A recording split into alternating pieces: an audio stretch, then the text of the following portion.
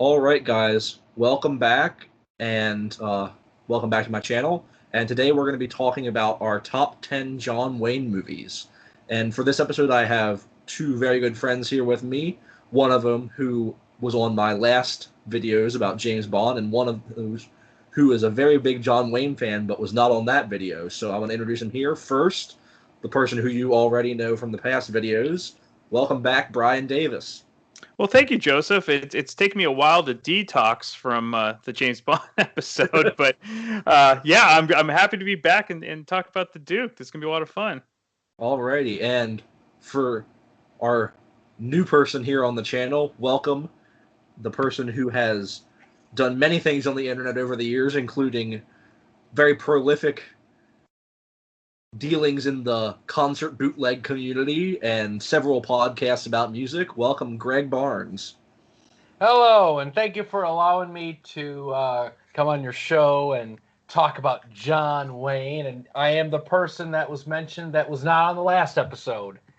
And I have been watching that James Bond episode for quite a while, listening to those two parts over and over again.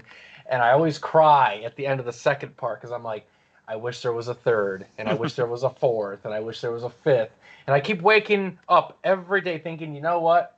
It's going to get posted. But, I'm starting to get, very, very, very upset. But you know what? I'm going to hold it together. I have medicine with me, and I can soldier on, and I can get through this episode with you too. Well, I'm glad to have you here, Greg. We definitely are looking forward to this. And so to begin with here, I'd like us all to sort of talk about how we got into John Wayne and sort of where we were in our lives when we first discovered the Duke. So if Brian, if you want to go first on that. Sure, I'll get a little bit into it because I'll really dig deep once I get to a particular movie that was my introduction to him. But I guarantee I saw it as a kid because my mom was a huge, movie buff. I'm sure I saw some John Wayne movies, but it didn't really stick until I got to college. And there was a particular movie that my college professor showed us in one of my classes. It wasn't a film history class. It was something about history. And I was like, okay, yeah, now I get it. Now I get Wayne. And then I started to watch, everything else, and it just kind of fell into place. And yeah, I mean, I think John Wayne always kind of got a knock of, well, he's not really acting. That's how he is. But I think he just made it look so easy that it took away from how good of an actor he really was. Like, that's how good he was. I think, and as we'll discover in the various movies we talk about, I think he really doesn't get enough credit about what a great actor he really was. I think he just think, oh, he was a Western guy and that was it. But that really wasn't it. And the more we talk about him, I think you'll see that. Yeah, I definitely agree with you there, Brian. I mean, I definitely think that John Wayne gets a lot of unfair criticism towards his acting, or as some people say, lack thereof. Right. But yeah, I definitely agree with you there, and I agree with you a lot about what you said about just kind of always having John Wayne around as a kid and everything. Like, it had to have been there. And I kind of have a very similar background with John Wayne, that my dad and my grandpa always had John Wayne around and on. That, like, from even my youngest days, I remember having VHSs of a lot of John Wayne movies, and then sort of as I got older, getting into them myself, and then sort of replacing them on DVD on my own, and then rewatching them over and over again, and just sort of falling in love with John Wayne and the Western genre as a whole. So, yeah, absolutely. That's for me and Brian here. How about you, Greg? How did you sort of discover John Wayne? Oh, how did I discover John Wayne? Oh, on the television. So what ended up happening was, we're going to go all the way back to the mid-90s. So I'd say about 1996, 97. So I'm right around first grade, second grade. What ended up happening was, when my grandfather was alive, he was a huge John Wayne fan, and he owned a collection of a bunch of VHS tapes of a lot of John Wayne's non-Western style movies. He had a couple of them, but he mostly had the military style movies, and he had some of the aviation style. I remember watching The High and the Mighty over at my grandparents' place. and I remember seeing parts of the Green Berets. They were expendable. Sands of Iwo Jima, Flying Tigers, Flying Leathernecks, and Jet Pilot. And my grandfather was a Korean War veteran, so I mean he loved watching John Wayne movies, especially the military style ones. Mm-hmm. And then right around that time, you know, because when I would watch these movies with my grandpa, my dad was watching too, and then he started telling me about John Wayne and about all these movies and how good he was as an actor, playing these roles. And my dad was saying, he also did more Western style movies, and my dad has a collection of John Wayne movies as well. And to the polar opposite of my grandfather, he mostly has the Western style movies and few of the non-Western stuff. My dad had True Grit. He had El Dorado on VHS.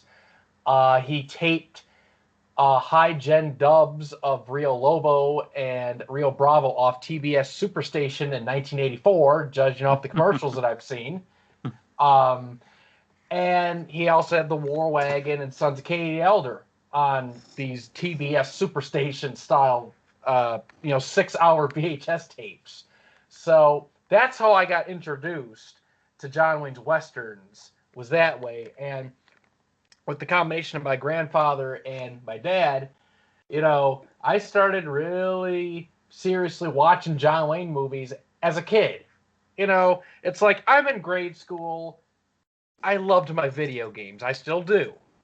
It's like I love my video games. I love playing with, the action figures and the toys and everything. And, I would watch cartoons and stuff as a kid, but I was always watching John Wayne movies as well.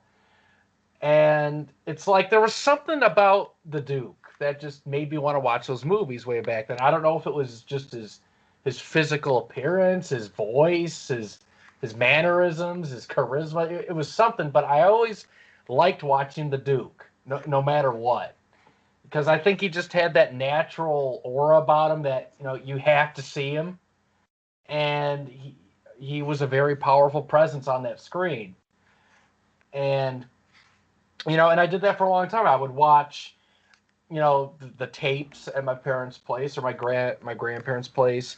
And when a John Wayne movie would come on, TV, like if it was movie night, I would watch that.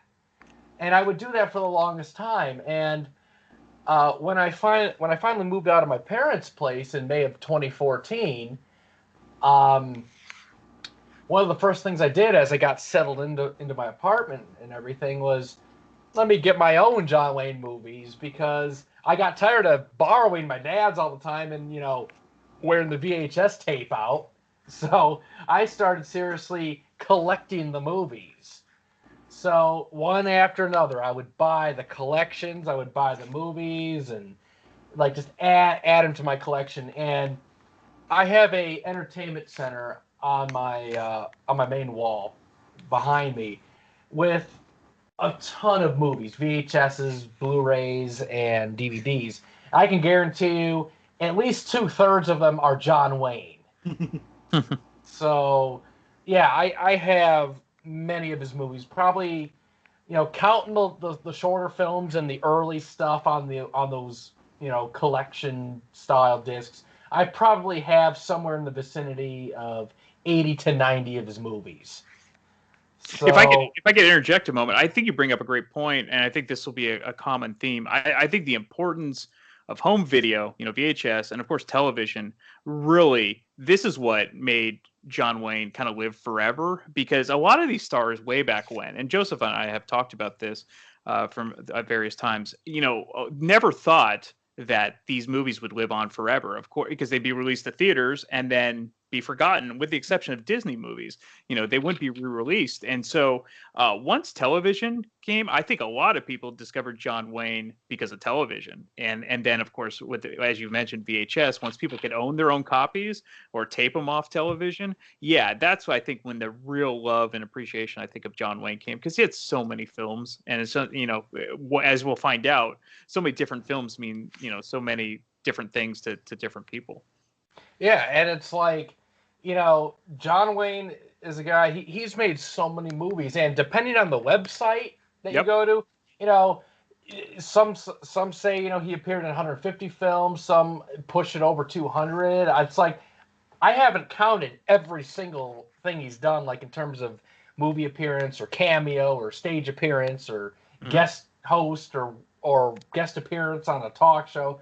But he's been around forever. I mean, his career started way back in the mid to late 20s. Right. That's right. Yeah, because the thing about him was he was a member of John Ford's swing gang, working on the sets as a prop guy, making $35 a week, I believe, and he was working with John Ford, and he started giving him some small little extra bits in those early films, and that's when he was given that given that name of Duke Morrison, because imagine seeing this big, tall, masculine character, 6'4", with the name Marion.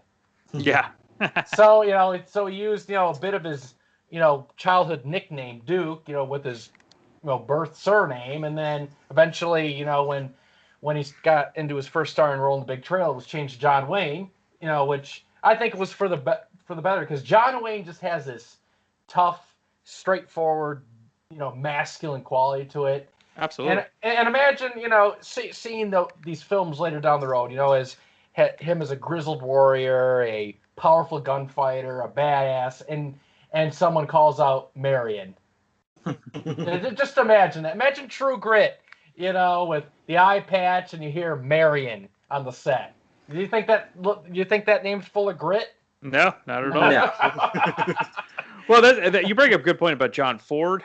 He was a total father figure to John Wayne, and very difficult to him, and very hard on John Wayne, because Wayne, it was a love-hate relationship. I think. I got Wayne's, 2 of the books. Oh man, yeah. I mean, Ford was an amazing director, but he really stuck it to John Wayne a lot. So, and Wayne just kind of took it, because if it wasn't for John Ford, I'm not sure John Wayne even exists, on screen. Yeah, because John Ford, was a pioneer in film directing. Absolutely.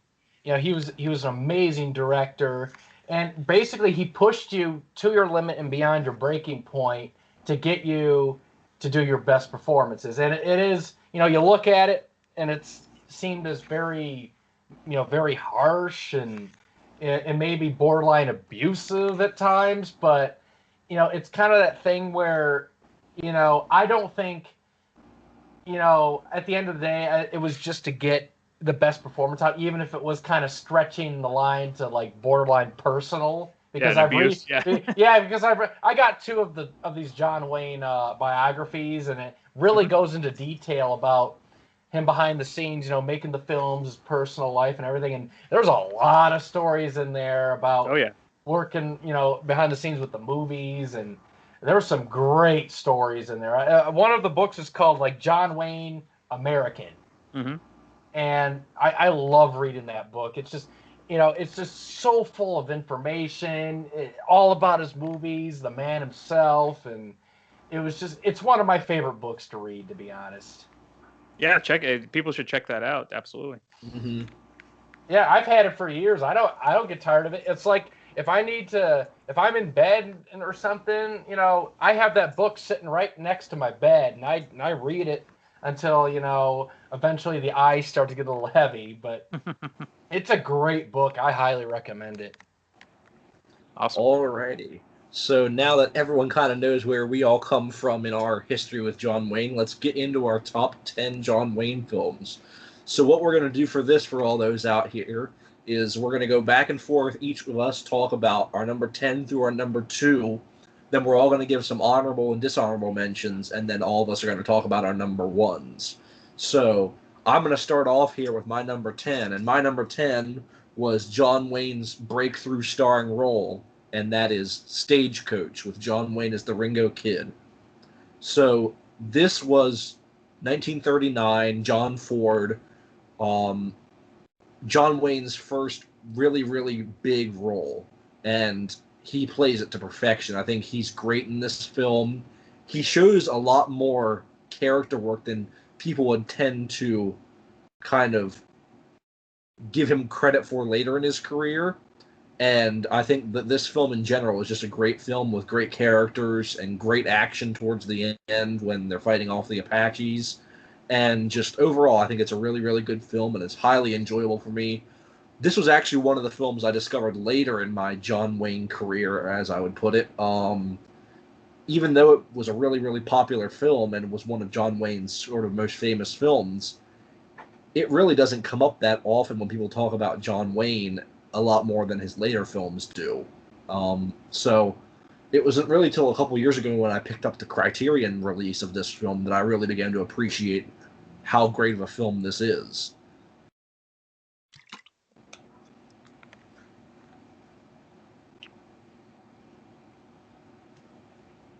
All right, so we're going to go to the next person? Sure. Okay, so I'm next because we decided before all this we're going by height. And we're also going by who's the biggest fan. No, just kidding. All right, so my number 10 is The Sons of Katie Elder from 1965. So I don't have a ton to say about this, but I'm pretty sure my dad, whenever he was talking about John Wayne, this is what we were kind of discussing before, John Wayne means something to different people. This is, when we talk about John Wayne, he'd say, yeah, Sons of Katie Elder. And obviously, if you're a fan of another John Wayne, Dean Martin film, which I'm sure we'll talk about, then Katie Elder should be right up your alley. I mean, Dean Martin gets to play a gambler. What's not to love when Dean Martin's a gambler? And then George Kennedy's in the mix. I mean, it's really a terrific ensemble piece. And so, again, this was one. It took a while for me to discover this one. And it was after I had seen the Wayne and Martin movie that was that kind of put everything on the map, and then it kind of did a different kind of role for John Wayne in a sense. So yeah, so I'm going to go with Sons of Katie Elder for my number 10 pick. Nice. All right. So Greg, what's your number 10? We're already starting off strong. For me, I tell you, I don't know about you two, but making this list I thought was going to be easy, but it actually wasn't, because because it's like, I thought I had like the perfect list done a few days ago. Then I realized, wait a minute, something doesn't look right. I got to change this. Then I go back and have to watch, movies 10 more times just to make, just to get it right again. And finally, I figured this list out yesterday. But yeah, for me, at number 10 is 1963's McClintock. Oh, I tell you, this was one of my favorites when I was younger. Just because I had it. It's a lighter film from John Wayne. This is more of a sort of a comedy western, and you have the great chemistry between John Wayne and Maureen O'Hara. Both actor and actress, they absolutely loved and respected each other, and they always had great chemistry, regardless, if it's the Quiet Man or McClintock or Big Jake, but they shared a great chemistry on the golden screen.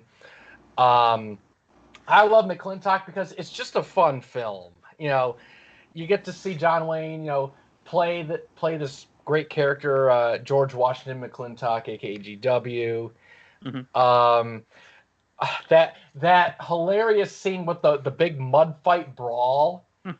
As a kid, I would always rewind and fast forward that part over and over again just to watch it, because I love everything about it. I love the irate settler bashing John Wayne in the gut with the sawed-off shotgun.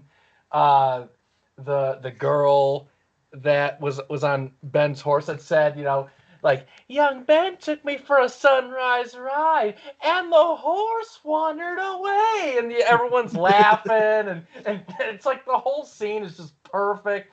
And then you got the native about to be hung because they thought that they or he kidnapped the girl, and it turns out that wasn't even true because the horse wandered away. And then John Wayne starts that big fight, and it's just, to me, like, out of all the fights I've seen in John Wayne movies, like big group fights, that is probably my favorite fight I've ever seen, because it's so epic, it's funny, it's entertaining. John Wayne is like, he's a badass and he's so alpha and dominating, but he's not invincible, as you can tell. He gets hit a few times, he falls down the mudslide a couple times. Yep. But I just love that whole scene. I also love the ending scene where he's chasing Maureen O'Hara's character, through the whole town, and it's just so epic. And I'm watching it, and I'm like, Catherine is running as fast as she can, and yet John Wayne is keeping up with her with that power walk of his. And that whole scene, I love that whole scene. There's so many great scenes in this movie. It's a fun film, probably one of the most fun and lighthearted films the Duke has done, and it's a kind of like a great film to kind of introduce somebody to John Wayne, because it has it has action, it has comedy, it has drama, it has a little bit of everything, and I think it's a great film overall.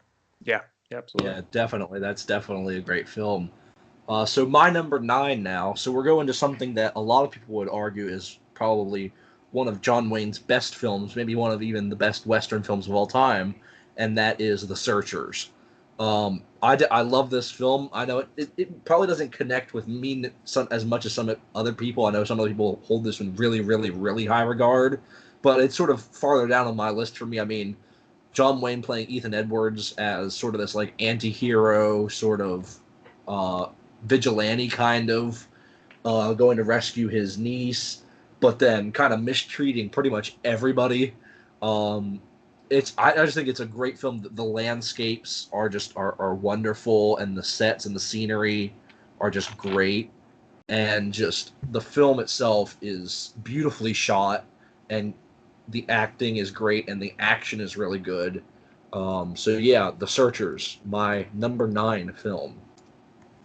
So I don't know how often this is going to happen, but my number 9 film is The Searchers from 1956. So why are you guys copying each other? Yeah, I mean, this is the Joseph mentioned, a lot of the same stuff, but John Wayne, this gave him a chance to kind of branch out, I think act a little bit more than his past Westerns, because by then, he'd been doing this for 25, 30 years.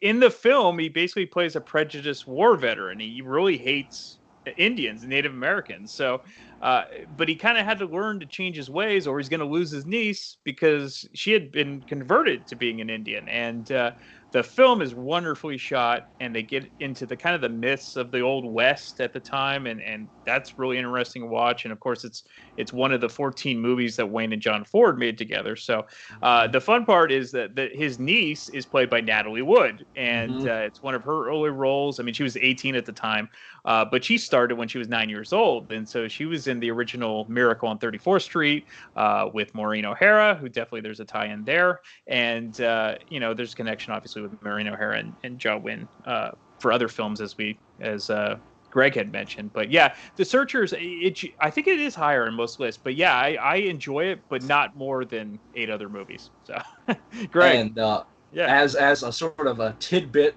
mentioned how Natalie Wood plays John Wayne's niece as the older version, but to throw back to our James Bond video, the younger version of John Wayne's niece is played by Natalie Wood's younger sister, Lana Wood. That is true. Who portrays Plenty O'Toole in one of the worst James Bond films, Diamonds Are Forever. That's right. And go back to hear Ian Wadley's favorite Bond girls. I won't spoil it, but it's great. Good stuff.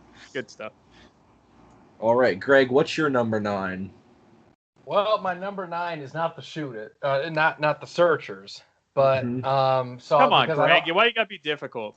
Well, because I don't want to copy everybody here. Okay. But no, my number 9 is not The Searchers.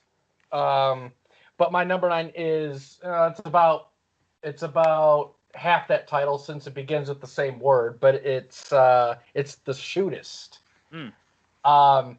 Now this was John Wayne's last feature film.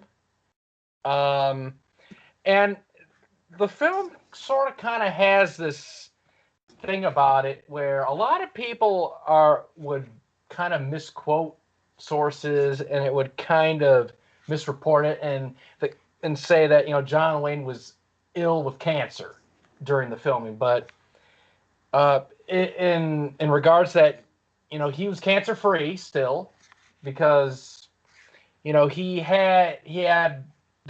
diagnosed with lung cancer back at 64, and he got his left lung removed, ribs removed, and he was cancer free for the next 13, 14 years until symptoms started popping up in late September of 78. So, yeah, John Wayne was in poor health during the shoot. He was dealing with, faulty heart valve and issues with stuff, but he didn't have cancer or wasn't suffering from any cancer related stuff yet, because John Bernard Brooks, the character he plays in this movie, is almost sort of like a parallel to John Wayne, because by this point, this is 1976, and the Western genre at the time was not the same as it was before.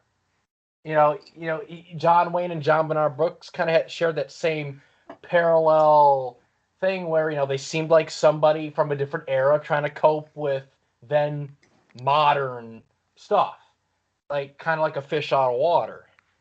And, the shootist, I love it because, John Wayne gives a great performance as John Bernard Brooks, and, Jimmy Stewart's in there, and it's a great cast. You have a young Ron Howard, and it's kind of a heavy film in spots. Kind of emotional. John Bernard Brooks dealing with his eventual death, and so he's got to face these demons.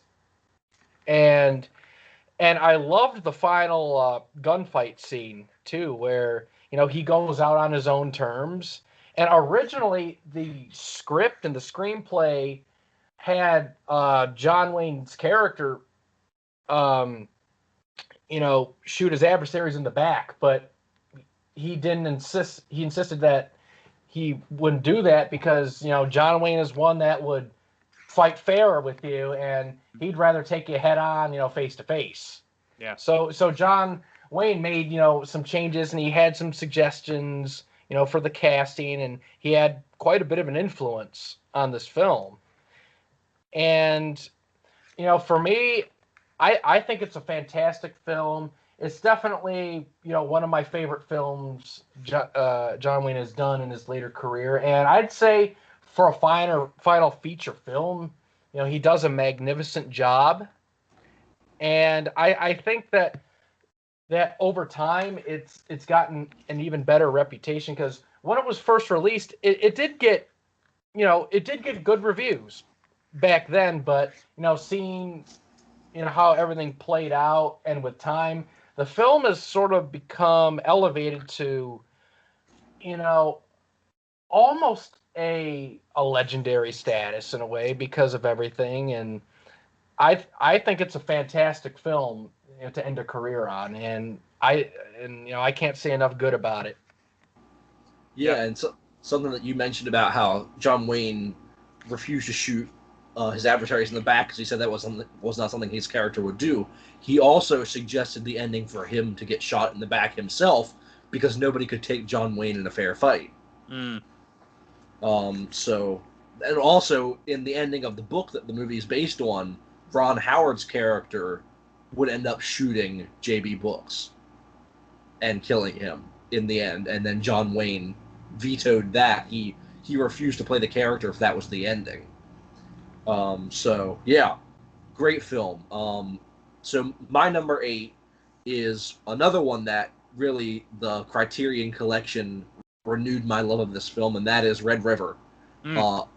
Again, beautiful cinematography, beautiful scenery, and even for black and white, it's breathtaking.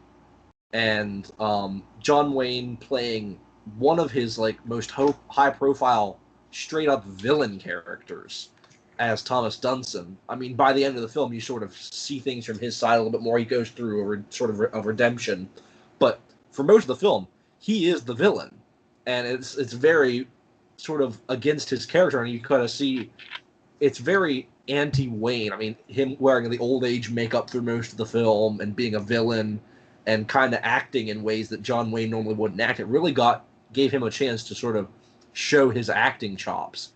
And that's why I appreciate this film so much, aside from the great supporting cast and the amazing cinematography and just the direction and all that, is just the ability of John Wayne to act in a way that is so different from the way he would act in every other film that he ever did.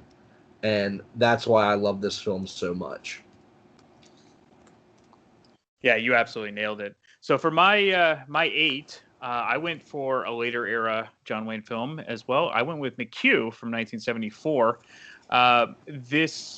It's different than what most, I think, film fans remember John Wayne for. His character is very hard-nosed. That's just like him, but he's a lieutenant and he's working for the Seattle Police Department. So you don't necessarily think of that. But interestingly enough, John Wayne actually turned down the role of Dirty Harry when it was offered to him a few years earlier. Of course, that made Clint Eastwood a star and kind of got him past his spaghetti western fame. And John Wayne actually admitted later that he regretted turning down that role. And so, as much as I love the Duke, I think Clint Eastwood was the perfect Dirty Harry. I don't think it would have worked as well if John Wayne had played Dirty Harry. So, but in McHugh, you kind of get to see what would have happened, kind of. And I think if you're a fan of gritty crime dramas from the 70s, this film definitely fits the bill. And I also love the car that he drives in the movie. It's a 1973 Pontiac Firebird Trans Am, and it was known as the Green Hornet. So good stuff. I think if you haven't seen McHugh, it's definitely worth checking out, and it's my number 8 film. Alrighty, so what's your number 8, Greg? It's not McHugh, and it's not Brannigan. But but my number 8 is a film that when I first saw it, I really liked it, but I wouldn't have put it, in my top 10. But as I watched it more and kind of got a little older, like, I really started to appreciate this film for what it was. And it was directed by John Ford, so you know we got a good film coming. So my number 8 is The Man Who Shot Liberty Valance. Oh, I love this film. It's a great story. Lee Marvin is absolutely amazing as that villainous Liberty Valance. He's a fantastic villain. He's so cold. And, he's so, evil, but he's so perfect for this role. It's almost like Lee Marvin was born to play this character. And I love that, that Lee Marvin's character is this skilled badass that he's like an equal to John Wayne's character in the sense that, when you see some films that John Wayne's in, he kind of easily wins the battles over the villains, and it's kind of one-sided. But here it's like, Liberty Valance is this tough, evil villainous character, and he whips Jimmy Stewart's character, Ransom Stoddard, and just it's a great cast. It's a great story, and I actually like the fact that it was filmed in black and white. Now, this was, filmed in late 61, early 62, released in 62. So obviously color was around then. But, there's kind of been some disputes over why it was filmed in black and white. Some sources would say that just because John Ford liked it better. Others said it was Paramount's doing for cutting costs. But whatever the case, it works for this film. And I don't think if it was in color, it would have as much impact. Oh, I agree with that. Yeah, because totally agree. It's just everything just works in this film. It's a great story, and curiously, a lot of the action is inside. There's not as many outdoor scenes as you would kind of expect in a film like this. It's a great movie. I love the scene where you have everybody in that restaurant, and you see Liberty Valance looking at Stoddard, and then he trips him over, and then you got Tom Donovan coming over going, that's my steak balance, That's right. and you pick it up. Yep. That whole thing that's classic. That's what, to me, that's what symbolizes this film. You have good and evil equal. It's like it could go either way, and it's just it is a John Wayne film, and I think obviously John Wayne does a fantastic job as Tom Donovan, but James Stewart and Lee Marvin in particular just absolutely steal the movie, many scenes, because that chemistry is amazing, and it's just it's an amazing film. I can't say enough good about it because it's so different, but yet it's so effective, and to me, this is John Ford's last great film that he did, especially with John Wayne. So, so whoever's next, go ahead. All right, so my number 7, a film that has already been mentioned, and that is The Sons of Katie Elder. So, this film is probably one of my earliest memories of John Wayne. I just remember seeing about the last 20-25 minutes of this movie, starting with the bridge shootout, and then going through, and then the shootout in the ammunition warehouse where he ends up blowing it up, and it just took me. I fell in love, and it wasn't until years later that I actually sat down and watched the entire movie.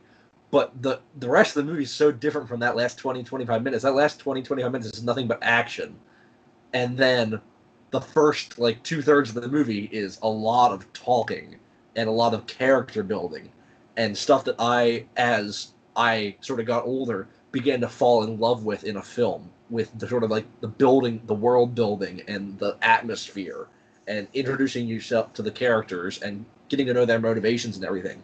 And this film is perfect in that way because you get that great character work between John Wayne and Dean Martin and the other two brothers, and all of the great character work from the villains and everyone else in this movie. It's just, and then you also get that great action in the last third. It's just, I think it all comes together to make one of my really favorite John Wayne films, and one of my dad's favorite as well. Yeah, it's not funny that dads love that movie. Mm-hmm. It's a dad movie. For my number 7, it was Joseph's number 10, and that is Stagecoach from 1939. Again, fabulous classic, directed by John Ford.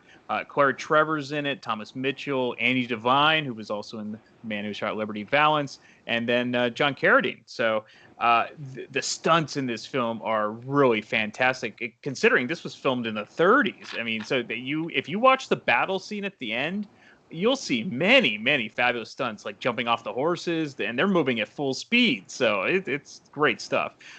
This is the film, and Joseph mentioned it, that really made John Wayne a superstar. And along with those fine action scenes, Stagecoach features plenty of comedic elements, and which was totally unique for an early Western film. And so if you're looking to get into classic films, film Westerns, I think Stagecoach is a good way to get into it if you're looking to go far back. I'm talking like black and white type. I think Stagecoach is a good one that you might forget about, but it's really what made John Wayne a superstar. Greg. My number 7. This is a movie that my grandfather absolutely loved, and I remember watching this with him many times, years and years ago. On VHS, and I think the last time I saw it, the VHS tape was sadly disintegrating. That's how much we watched it together. But thankfully I have it on DVD, so it's not going to do that anymore. My number 7 is The Sands of Iwo Jima. And I gotta say, this is probably my favorite movie John Wayne has been in that is not a Western. Out of all the movies he's been in that is non-Western, so we're talking military or aviation, stuff like that, this is my absolute favorite because he plays this amazing character in John Stryker. And, he's rough and tough as nails. He's a man's man. He's extremely strict. He's very hard on his squad. but it's like I just respect and adore that character, and I'm like nobody but John Wayne could play that guy, and great movie. I love the action scenes, and it's action packed. Love the battle scenes. I love the parts where you have different squad members that want to do something, and there's a scene where he wants to go get that guy, and then he's like, you're gonna have to blow my head off, and he's like, that's just what I'll do, and it's like, it's an action packed, it's full of adrenaline and drama, and it's like you got to sit on the edge of your chair to really appreciate this film, because it's like, to me, this is like the film I watch if I don't want to see John Wayne in a Western. This is the film I will watch, because he's perfect in this role. You have the emotional final scenes where Stryker's killed by the Japanese soldier, and you see the flag raising. It's a fantastic movie, and this movie gave John Wayne his first Academy Award nomination for Best Actor, and sadly didn't win it. I wish he did, but he got recognized for this film, and rightfully so. And if you like military movies, you gotta see this one, because I find it to be a fantastic piece of art, and it's just awesome. I absolutely love it. So that's my number 7, Sands of Iwo Jima. Yep. All right, from your favorite non-Western John Wayne film to my favorite non-Western John Wayne film, my number 6 is a movie that I went back and forth on whether to include or not, because John Wayne isn't necessarily the star of this film, because there are tons of stars in this film, and that is The Longest Day. And I think that this film, my love for it isn't necessarily because of John Wayne, just because the film is so epic in scale, and everybody is in this movie. Like, everybody is in this movie. But I just think, just talking about John Wayne in this movie, his character is probably one of the most relatable characters in the film, sort of like the down-to-earth colonel that's just sort of like, just trying to get everything done, just trying to protect his men and get the mission done and sort of do what he's told to do. And you sort of see him battle through his own emotions on, he knows how big of a mission this is, and he knows that a lot of his men are probably going to not make it through, and he doesn't even know he himself is going to make it through. But I think this is one of his most emotional characters, and one of the ones that really let him show how great of an actor he really was. And I mean, a lot of his military films, more than his Western films, really let him show his range as an actor.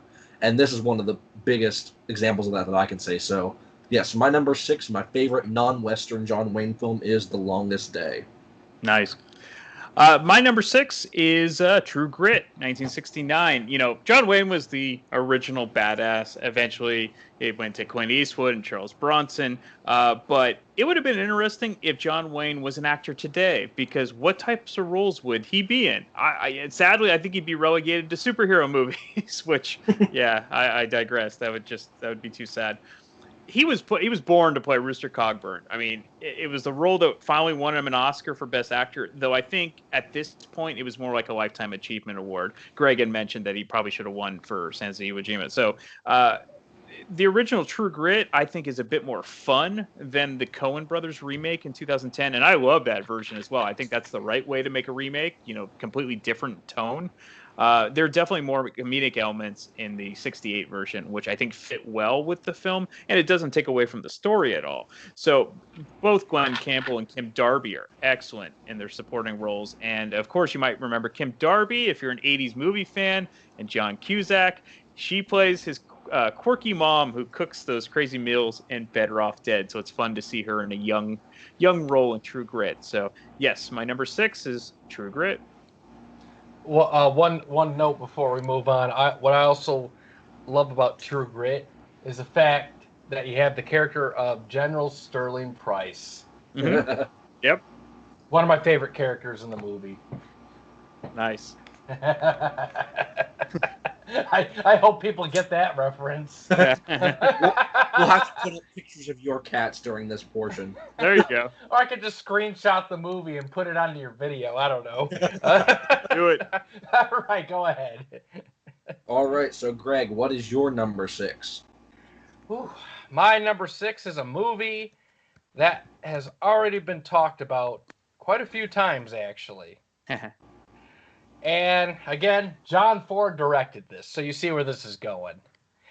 My number 6 is The Searchers. So it is a little bit higher on my list compared to both of y'all's list.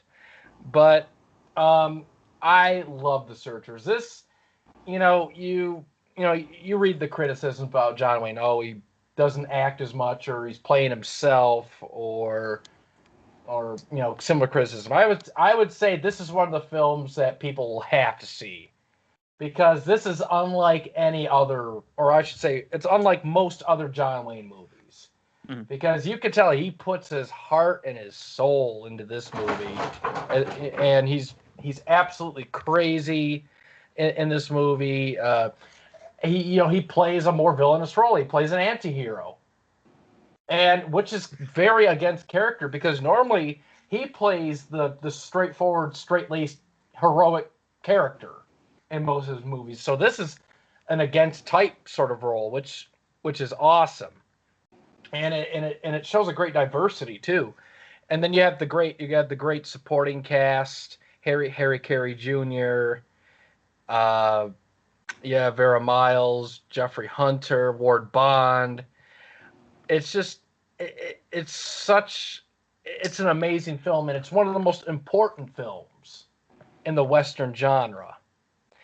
And it's so influential, and even though it's not my favorite John Wayne movie, because it's at 6 as opposed to 1, I would still put this as probably one of if not his best performance in terms of an actor in a movie, because he's just so into this role. And if you read the biography John Wayne American, The Searchers is mentioned quite a bit, and there's a paragraph where he's mentioned that John Wayne, he had a different aura about him. He was so focused. It was almost like method acting in a way. Like he just put everything into this character. And he was so proud of this film, because it was because if you remember the film he did before The Searchers, this is a complete 180 from it. And he was so proud of this film and so proud of his performance in that character that he named his youngest son after the character. And right. And I have this VHS tape. It came in a box set, where there's 5 VHS tapes, and it had the Angel and the Bad Man on there, and Blue Steel and McClintock, but it also had a part 1 and part 2 about his career, John Wayne the early years and John Wayne the later years. The Searchers was featured in the later years, and it was mentioned in that little documentary that John Ford actually thought about retiring after this film was released, because he didn't think anything could match it.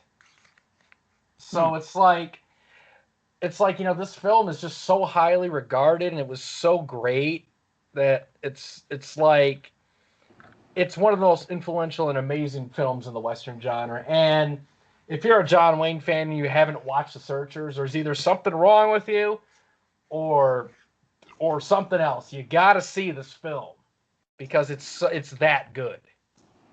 Mm-hmm. And that's all I'll say about it. Nice. Alrighty. So my number 5 is a film that is one of the earliest examples of a remake or a semi-remake in Hollywood, and that is 1966's El Dorado. And I love this film, and I mean it's always going to be compared to Rio Bravo, and this film, and like even like character for character, like are you going to compare Dean Martin to Robert Mitchum and Arthur Honeycutt to Walter Brennan, yeah, and James Caan to Ricky Nelson. Ricky Nelson, yeah. Yep. And everything. In as far as this film goes, it's definitely a more. It has a different sort of setup. I mean, in this film, you have John Wayne coming in as the hired gun and seeing what he's up against and refusing to fight against these sort of the homesteaders who are trying to be run off their land by the villain, who Ed Asner is great in that role. Oh, yeah. But then you have him coming back while he gets shot in the back, and that sort of plays into the rest of the film, and sort of him coming back in and trying to sober up Dean Martin. I mean, not Dean Martin. Why am I doing this? Trying to sober up Robert Mitchum. And maybe you were having drinks with Robert Mitchum before. That's right. or smoking weed, man. No, none of that. But but yeah, I mean, just this film it's great, and James Caan especially. I love his character in this film, probably more than Ricky Nelson in Rio Bravo. But no, I really, really enjoy this film, especially the second half where they're all kind of together and sort of the life in the bunker, as it were, the sort of base under siege film that John Carpenter would sort of take and make his own with Assault on Precinct 13 in the 70s. But yeah, this El Dorado, I think, is a really, really, really great film. It's another one of my earliest John Wayne memories. This is one of my dad's favorites that we would watch all the time, and it's one that I go back to quite a bit. Mm-hmm. So, Brian, what's your number 5? Wait, before he goes. Yeah, go ahead. Hey, Bull, come open this door. that whole scene in El Dorado, the whole, waking up the sheriff and trying to sober it up with that concoction of ingredients. Uh-huh. That whole series of scenes just kills me. I can't watch that without cracking a smile and laughing, because it's just so hilarious just seeing this poor guy get this force-fed this concoction of ingredients. And I looked up, I'm like, that can't be real. Sure, it actually is a real concoction of ingredients. Which now I looked up, I'm like, this is real? And it's like, I can't believe this, because I thought when I first saw the movie and saw those ingredients, I'm like, that's got to be like some fucked up thing just for the movie. I'm like, no, those ingredients are used together. I'm like, uh-oh. And I'm like, wow. And that whole scene just kills me. I when I was a kid, I always rewound it and fast forward it back and forth between that just to watch the whole thing. Tell him your name, Mississippi. It's like Alan Badillion Traher. Lord Almighty. or the scene in El Dorado. It's like when Mitchum's character is like getting up, from the stuff getting poured in him, but he's like coughing his lungs out, and he's like, "My friends, my dear good friends, you dirty, lousy, rotten sheepherd." And he's like, it's like rubbing his stomach trying to find the fucking alcohol. And then it's like, oh man, like that film is just, I got so many good memories of it. Go ahead, Brian. Sure. Well, actually, it's funny because my number 5 pick is kind of along those lines. I picked Rio Bravo. So I picked Rio Bravo from 1959.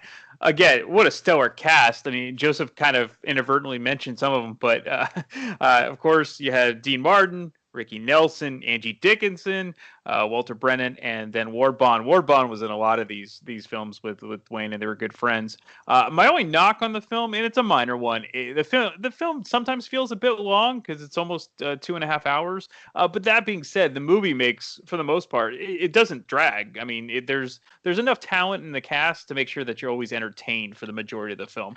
John Wayne plays a sheriff in the small town named Rio Bravo, and then he arrests the brother of a very powerful local rancher. Typical Western type plot. But then the ranch, quote unquote gang doesn't think too much of the arrest, and then they just wreak havoc on the town to get him out of jail. And that's when Dean Martin, Ricky Nelson, Walter Brennan tried to assist John Wayne, kind of as a ragtag group, to fighting off the gang. But all of the men in John Wayne's posse, they all have issues. So, Martin's a drunk, and Brennan's basically too old and crippled, and then Ricky Nelson's just too young and inexperienced. So it just makes for a great, very entertaining movie. And it's my number 5 pick, Greg.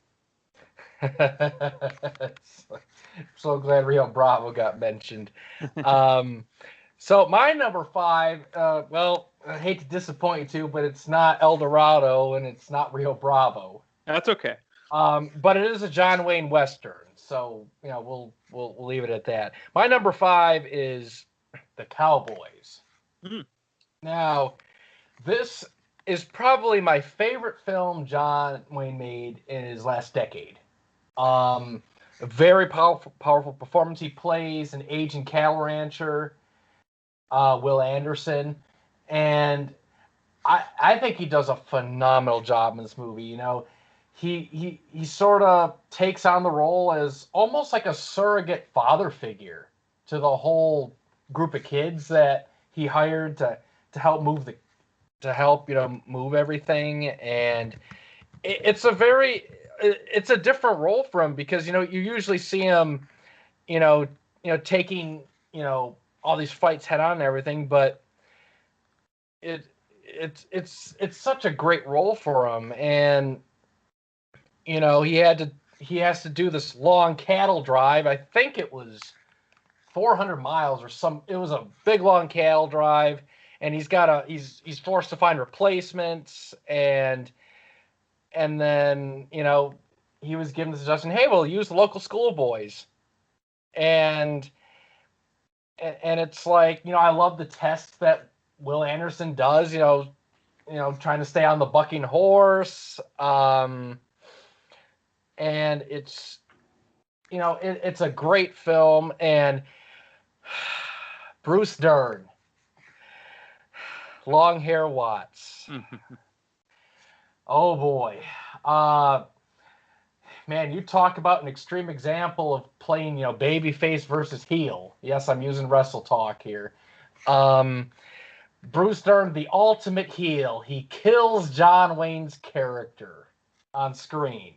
And I hate to, spoil that for anyone who's listening to this, but yeah, there's that big fight towards the end where Bruce Dern's character and John Wayne's character get into that fight, and eventually ends in Bruce Dern's character shooting John Wayne multiple times and eventually succumbing to his wounds. Yeah, I was reading a lot of stuff about Bruce Dern getting a ton of backlash and a ton of hate after that film was released, because it's like John Wayne was just such an acclaimed actor, star, such an acclaimed presence on the screen that it's like, I wasn't around back then, but that had to have been absolutely crazy that everybody reacted like that to seeing John Wayne die on screen. Oh yeah, you don't kill a legend. Yeah, and it's like, it's not the first time John Wayne's characters died in a movie. I mean, right.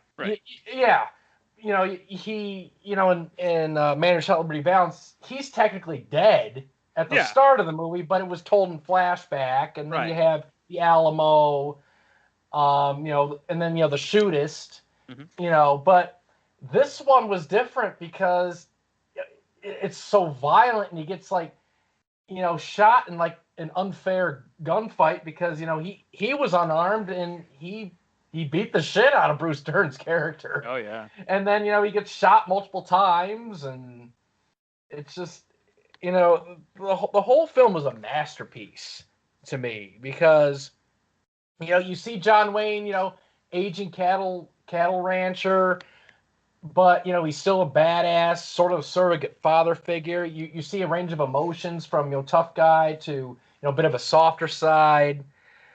And yeah, I mean, I love the film, and I'll admit when I first saw this movie many years ago, I was shocked at the scene where John Wayne gets killed, because at that point I've never seen him got killed on screen.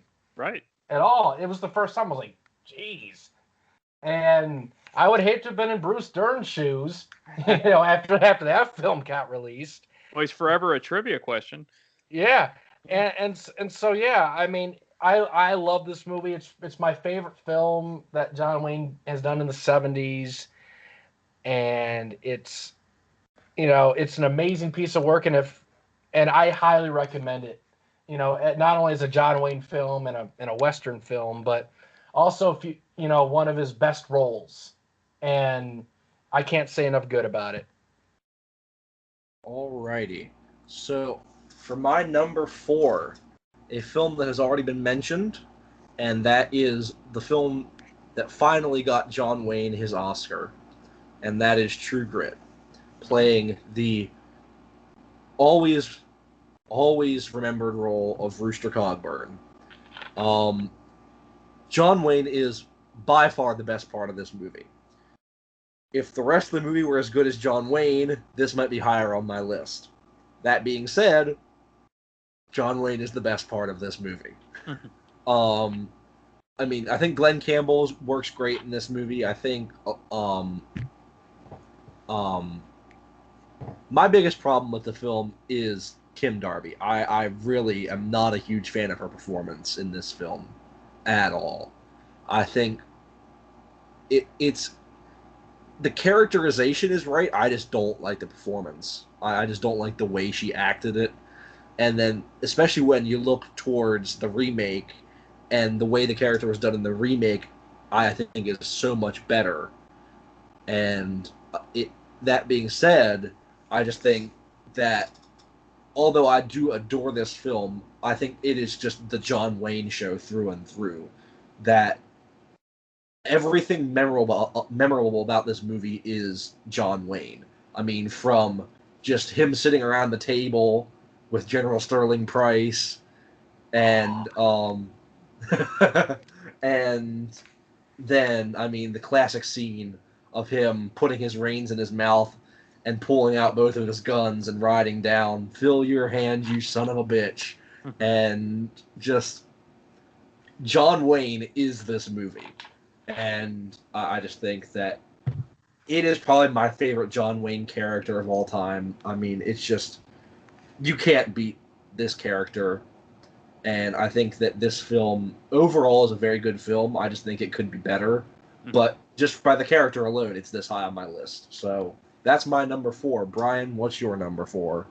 Yeah, and I get that. Before I get to my number 4, yeah, I totally get that, because I never had a problem with Kim Darby. I did like her, but once I think Haley Steinfeld definitely kind of it's now her role. I think she kind of made it better than it could be. But again, I guess people like to say timeline's everything. I think Kim Darby maybe did, she was the first, so Haley Steinfeld kind of had a chance to one up her, I guess, maybe as a younger child actor. I don't know, but yeah, definitely interesting. Definitely interesting.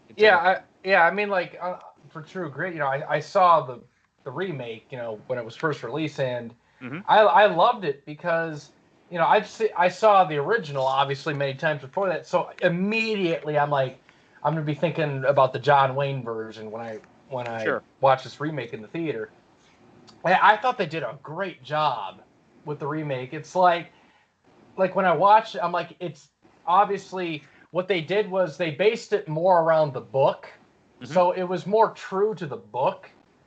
And there are a lot of things I loved about the remake that I wish were in the original. But at the same time, it's like, I think Jeff Bridges did a fantastic Rooster Cogburn, but I can't shake John Wayne out of that character for whatever reason. It's like, and I think, and I think, there was a lot of things done in the remake that were just as good, if not better, than the original. But Mhm.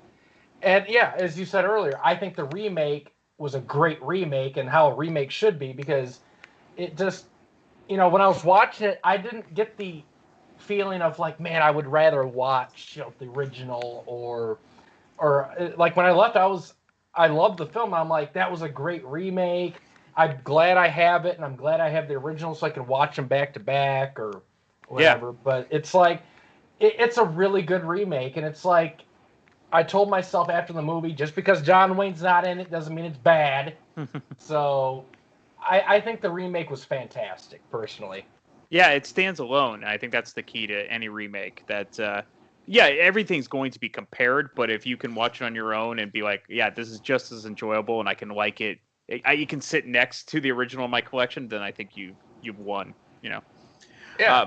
My number 4, I believe this was Greg's 10, and that is McQuintock from 1963. So, uh, again, you pair up John Wayne and Maureen O'Hara, you got a winner in my book. And they were in 5 movies together. They were kind of like almost like the acting version of him and John Ford together. And yeah, this is just a super fun movie. I love the dynamic between Wayne and Maureen O'Hara. They play a married couple, but they're separated because Catherine thought that the character Catherine thought that GW was cheating on her a few years prior, and then he needs help maintaining his ranch, and so he hires this attractive widow, who's played by Yvonne DiCarlo, who, if you didn't know already, Yvonne DiCarlo is best known for playing Lily Munster on the original TV show.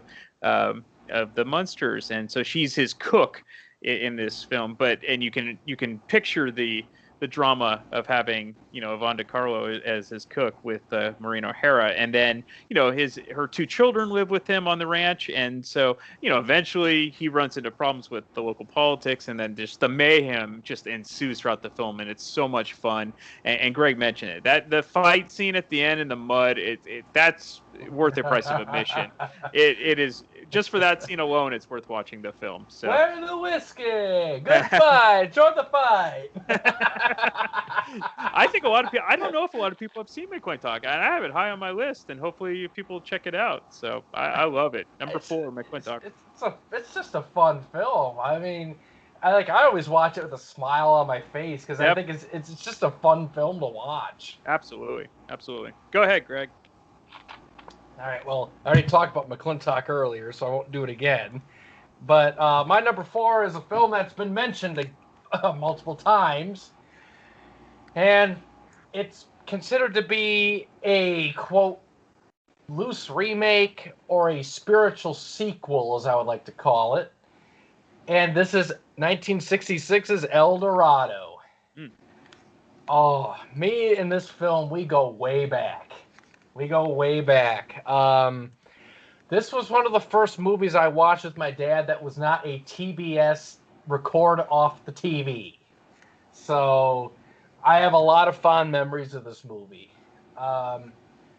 And so glad I have it on digital, DVD, so I don't have to deal with, the lines and the tracking bullshit.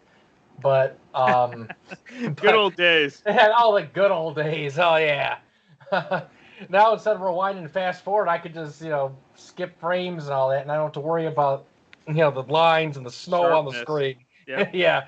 But El Dorado, again, it's a fun film, and it's action packed. It's got the fun element in it, and those characters, I love it. It's like, and I love the Cole Thornton character. He's a realistic badass, John Wayne is in this movie, because yes, he's great with a gun. He's one of the best, gunmen that's been mentioned in the film. But he's realistic because, as you would know, he gets shot, in the back by one of the McDonald's, Josephine, because she thought that he killed killed her brother, when it was, it turned out a little bit different. So he has to deal with the issues of this bullet in his back, causing him intense pain, paralysis, and it pops up through the film. So you get the sense that, yeah, Cole Thornton is this, badass, this great gunfighter, but he's vulnerable. And he's not invincible. And, the supporting cast is amazing in this film, and it really complements John Wayne. You have Robert Mitchum playing probably one of my absolute favorite supporting characters in any John Wayne film, Sheriff J.P. Hara. He steals this movie for me because it's just, that character is so fun to watch. I mean, I feel so bad that he's suffering from getting hung over and the effects of that concoction and stuff. But that character is just so fun to watch. And Robert Mitchum steals every scene he's in.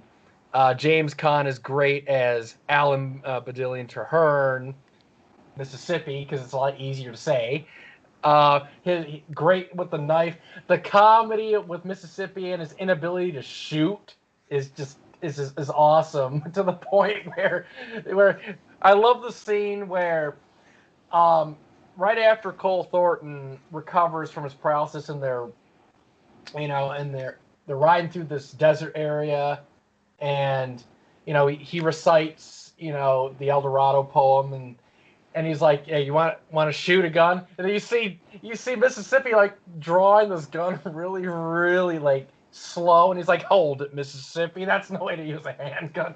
And then he's trying to fire it, and he completely misses the target. And he's like, "Were you aiming at that Joya?" "No, place you were shooting at." It's like, we'll have a talk with the Swede, and then it's like, "Yeah, we're looking for a gun for a fella who can't shoot." and then he pulls out that double-barreled little sawed-off shotgun. It's just, you don't want to be on the wrong side of that gun when it's shot. And it's like, and I love the comedy with that. And the villains are great in this movie. You have the main villain, Bart Jason, but also Christopher George plays the anti-villain, Nels McLeod, because even though Nels McLeod is a bad guy, the hired gunman for Bart Jason, he's an honorable villain. I mean, he told his guys to get out of the darkness, and he leads by a code of honor. He's the kind of guy that won't shoot you in the back. He wants you at your best in a fair gunfight. He's sort of like John Wayne, but an anti-villain John Wayne in that sense, because towards the end where John Wayne's character is suffering from the paralysis, and he's like, "We're not going to find out, who's going to be the best because your gun hand's no good." And, he didn't take advantage of it. So it's like, the Nels McLeod character is a great character because he's a bad guy, but I respect him because he's like, he kind of gives you that third party, that gray area where it's like, I can't hate this guy because he's an honorable villain and he has a code of honor, and it's like, I love that villain, and it's just a great film. And yeah, it does get compared to Rio Bravo a lot, but despite it being a loose remake or spiritual sequel, I think it's a great film. Howard Hawks hit another home run with this, and it's one of my favorite Westerns of all time, just because of the action and the comedy and the chemistry between all the characters. And it's probably my dad's second favorite film, I think. So, wow. So, well, yeah. What's his first favorite? I think it's Rio Bravo. Oh, wow. So, okay. So it's one of those. It's either one or two, but those movies interchange all the time. So, yeah, El Dorado is my number 4, and I love this film to death. Cool. Alrighty, so here we go. Top 3. My number 3 is a film that has already been mentioned, and that is John Wayne's final film, The Shootist. So I adore this film, and this might be recency bias. This is one of the last films I watched before making this list, but I think that this is a fantastic film to go out on for John Wayne. And I love the in the beginning, sort of like the little clip compilation of all of his biggest roles, and putting that into the story as this all happened to this character, and he has survived all this only to find out that he's dying from cancer. So he just wants to live this quiet, peaceful last few days and then settle all debts.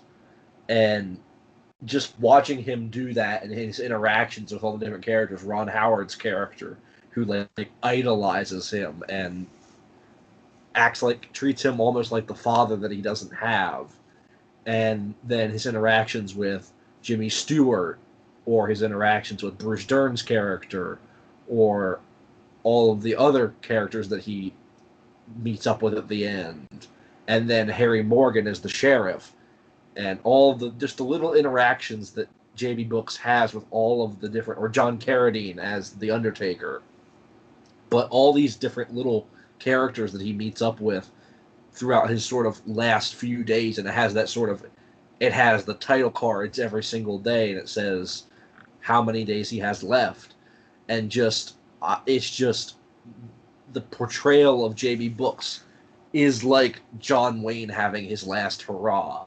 And it's you can tell this is a film that comes from John Wayne's heart, and it meant a lot to him, and that was why he was so sort of hands-on with the script, and hands-on with, well, this character wouldn't do that, well, this character wouldn't do that, because it was him. It wasn't just J.B. Brooks, it was John Wayne. This was John Wayne, and this is how John Wayne wanted to go out. And I think that just the portrayal and all the supporting cast and just the film overall is just a wonderful film. Yeah. All right, so my number 3 was Joseph's number 8, and that is Red River from 1948. And most critics consider this the greatest Western of all time. Not just the great John Wayne film, but just a Western. And of course, you have Montgomery Clift, who is in his film debut, and Walter Brennan, and directed by the great Howard Hawks, as Greg had mentioned previously. So I had alluded to this when we started this episode.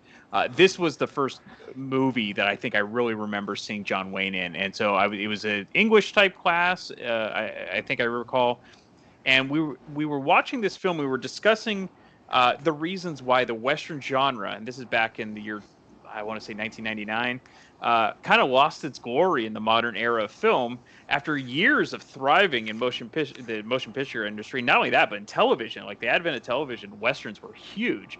And one of the conclusions that the professor and many other experts were saying is there's only so many stories you can tell about the Old West before the genre gets a bit stale. Now, it kind of had a revision, Unforgiven and more modern Westerns, but it is kind of true in a way. So they kind of had to revitalize, things because it was getting a bit stale.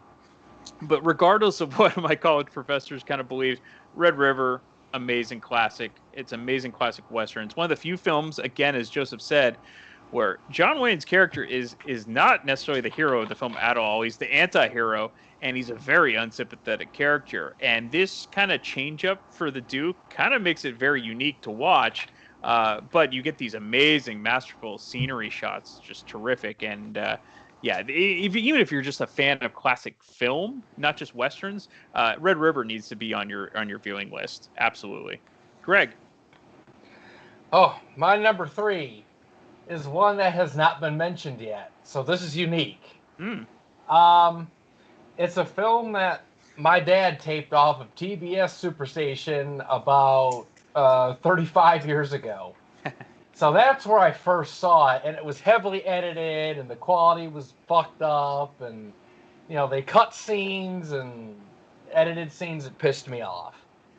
But thankfully, I was sensible enough to get a proper version on DVD years ago. And my number 3 is the 1967 The War Wagon. Oh, I love this film. This is again, it's a fun, semi lighthearted comedic western where you have John Wayne and Kirk Douglas working together. Their third film, I believe, working together. Because they first worked together on In Harm's Way and Cast a Giant Shadow.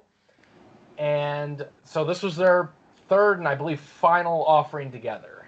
And this is a great movie. Kirk Douglas is fantastic in this film as Lomax. And it's just, I love all these scenes that John Wayne and Kirk Douglas are in, because you have two guys, they're polar opposites in the movie, and they obviously, don't see eye to eye on anything, but they have to work together to stop the war wagon and get the gold. And I just love like the chemistry between them, because it's amazing chemistry. And when the movie starts, you got the classic theme song, the war wagon theme, and John Wayne plays a character named Todd Jackson, who he was in jail, and he was released early on parole for good behavior, and he was wrongfully imprisoned. And then while he was in prison, he got his land pretty much stolen from him, and he returns to try to settle the score. So he comes in and he wants to steal a shipment of gold, on the war wagon, and you have this heavily armored wagon with all the weaponry on it, and it's like a moving fortress. It's got a Gatling gun, I think it's called, mm-hmm. And it's like there's no way one person can take on this war wagon with all the guards around it. And so it's like he's got to hire a guy that helps send him to prison and try to kill him to try to get this gold. And it's like the enemy of my enemy is my friend. It's like, wow, what? It's like, it's crazy. And then you got them assembling this, unique, crazy crew of individuals who are all skilled at something. You have Levi Walking Bear, Billy Hyatt, and Wes, and it's just you basically got a gang of misfits who don't see eye to eye with each other on a lot of things, but they're basically trying to work together to get a common goal, and it's to get that gold. And it's hilarious watching everything happen, and it's a great movie. Kirk Douglas is fantastic in this movie. John Wayne has great chemistry with him, and it's a fun film to watch. And it's just, to me, it's an amazing movie. But in particular, John Wayne and Kirk Douglas just steal every scene in this movie, and I can't recommend it enough. So that's my number 3 pick, The War Wagon. Nice. Awesome. Alrighty, so my number 2 is a film that has been mentioned before, and that is The Man Who Shot Liberty Valance. This film, even though it's sort of not necessarily all about John Wayne, even though he is the title character, it is one of John Wayne's best performances as Tom Donovan. Just sort of like the emotions he goes through in this film, especially the scene where he burns down his house when Rance ends up sort of taking his girlfriend. And it's just that scene in particular just sticks with me as just like, John Wayne could act. Mm-hmm. As much as people say he can't, John Wayne could act. But just this film as a whole, Jimmy Stewart in this film, and just all the side characters, and Lee Marvin as Liberty Valance, is just an amazing film overall, and just the epitome of an ensemble cast, and all the townsfolk that are just so supportive of each other, and that they create this, you feel like you're a part of this community, and just everything that goes on. And then the fact that it's told through a flashback to the point where you are sort of in the more modern time, and then you're going back to this time where a lot of these people, like the people that are interviewing Rance Stoddard, don't really know about the time before the railroad and have no clue what went on and all this stuff that went on before that. And you really get the effectiveness of the black and white, like you guys were talking about, how the black and white makes this film. And it just sets the tone and the atmosphere so perfectly. And all the characterization is just great. And John Wayne in this movie is just so great. It's just, this is pretty much a perfect movie. I mean, just, I can sit down and I can enjoy this movie over and over again and never get tired of this movie. Like most of the movies on my list, but just this movie in particular is really special to me. It's amazing filmmaking and the chemistry of all the actors and the characters. It's great. I totally agree. And so my number 2, it hasn't been mentioned. I'm shocked that it hasn't been mentioned. Is The Quiet Man from 1952. The first time I saw The Quiet Man was at the wonderful Stanford Theater here in the San Francisco Bay Area. It's in Palo Alto, California, right near Stanford University. And now that I think of it, before the pandemic, I went to that place more than quote-unquote regular movie theaters because all the films are guaranteed to be great because they're all classic films, and the food is cheap, and the atmosphere is amazing. It's like seeing an old-time it's like seeing a theater like back in the 40s or the 50s. And really, if you ever make it out to the San Francisco Bay Area and it's not the pandemic, I highly recommend visiting the Stanford Theater if you like classic movies. But there's another film directed by John Ford. It's a different type of John Wayne movie because it's mostly like a romantic comedy, and it's definitely opposed to the rough and tumble westerns that he was mostly known for. He's terrific in this role. He plays an ex-prize fighter who travels to Ireland to kind of reclaim his family's farm. And then he falls in love with Maureen O'Hara. And again, they have such a great chemistry together. She's fabulous as Mary Kate, and she's full of fire as she is in most of her films. And the pairing of them together, it's electric. And they obviously have a connection because that's why they were working together 5 times in total. And I already mentioned McClintock being the closest to The Quiet Man. And I think what most people remember about this film, very similar to McClintock, is the epic fight scene between John Wayne and Victor McLaglen. Oh my God! So he plays O'Hara's brother in the film, and the scene lasts almost 10 minutes, and they fight across this town. It's amazing. It's quite the spectacle to watch.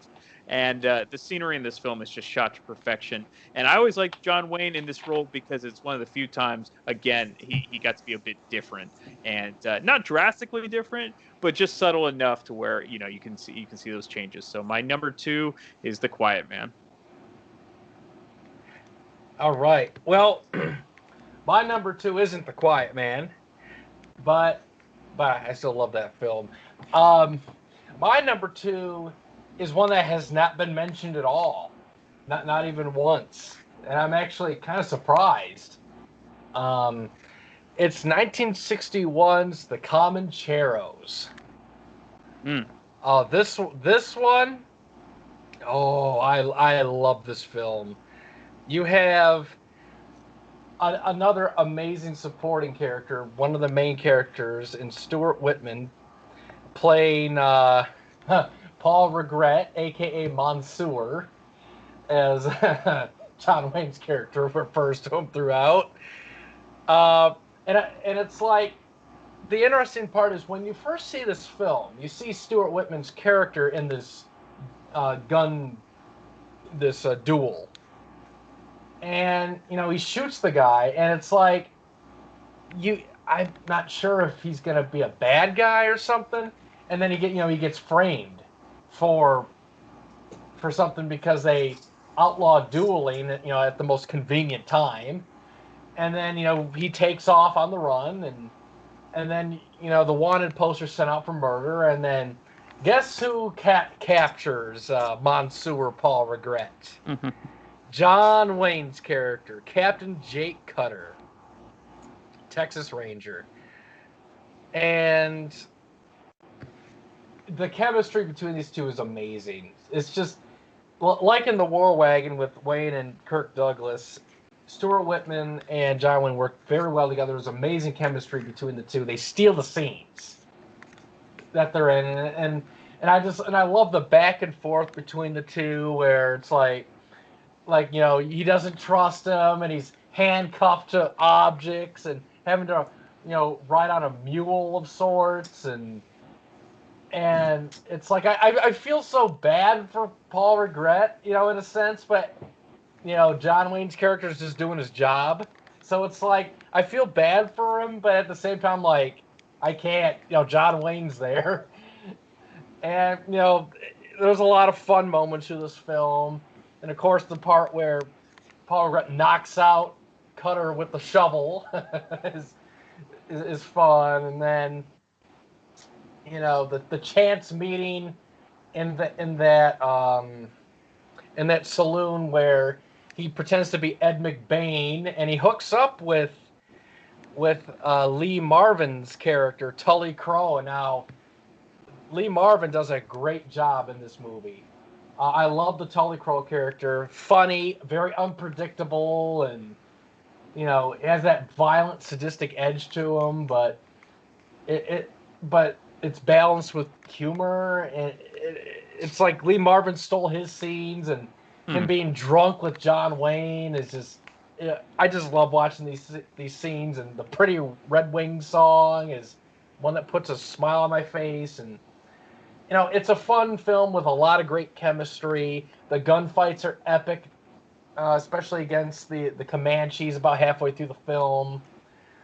And it's weird because it's like, they tried to portray Paul Regret as like the bad guy early on, but it's like he's too sympathetic, and it's like you can tell he's not a bad guy at all. He's just was sort of, wrongfully convicted per se, and it's almost like you have this good guy that's like being forced into a bad role, as a villain, and the good guy John Wayne is capturing the villain, but then later on, they both become heroic characters.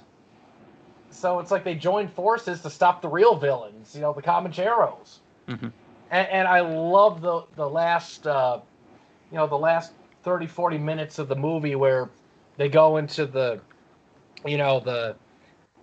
hidden, village of sorts, and, that community. And, I love those scenes. And the funny thing is the gentleman that plays the father of I believe, I'm trying to remember the actor's name off the top of my head, but the father is still alive, and he's 101.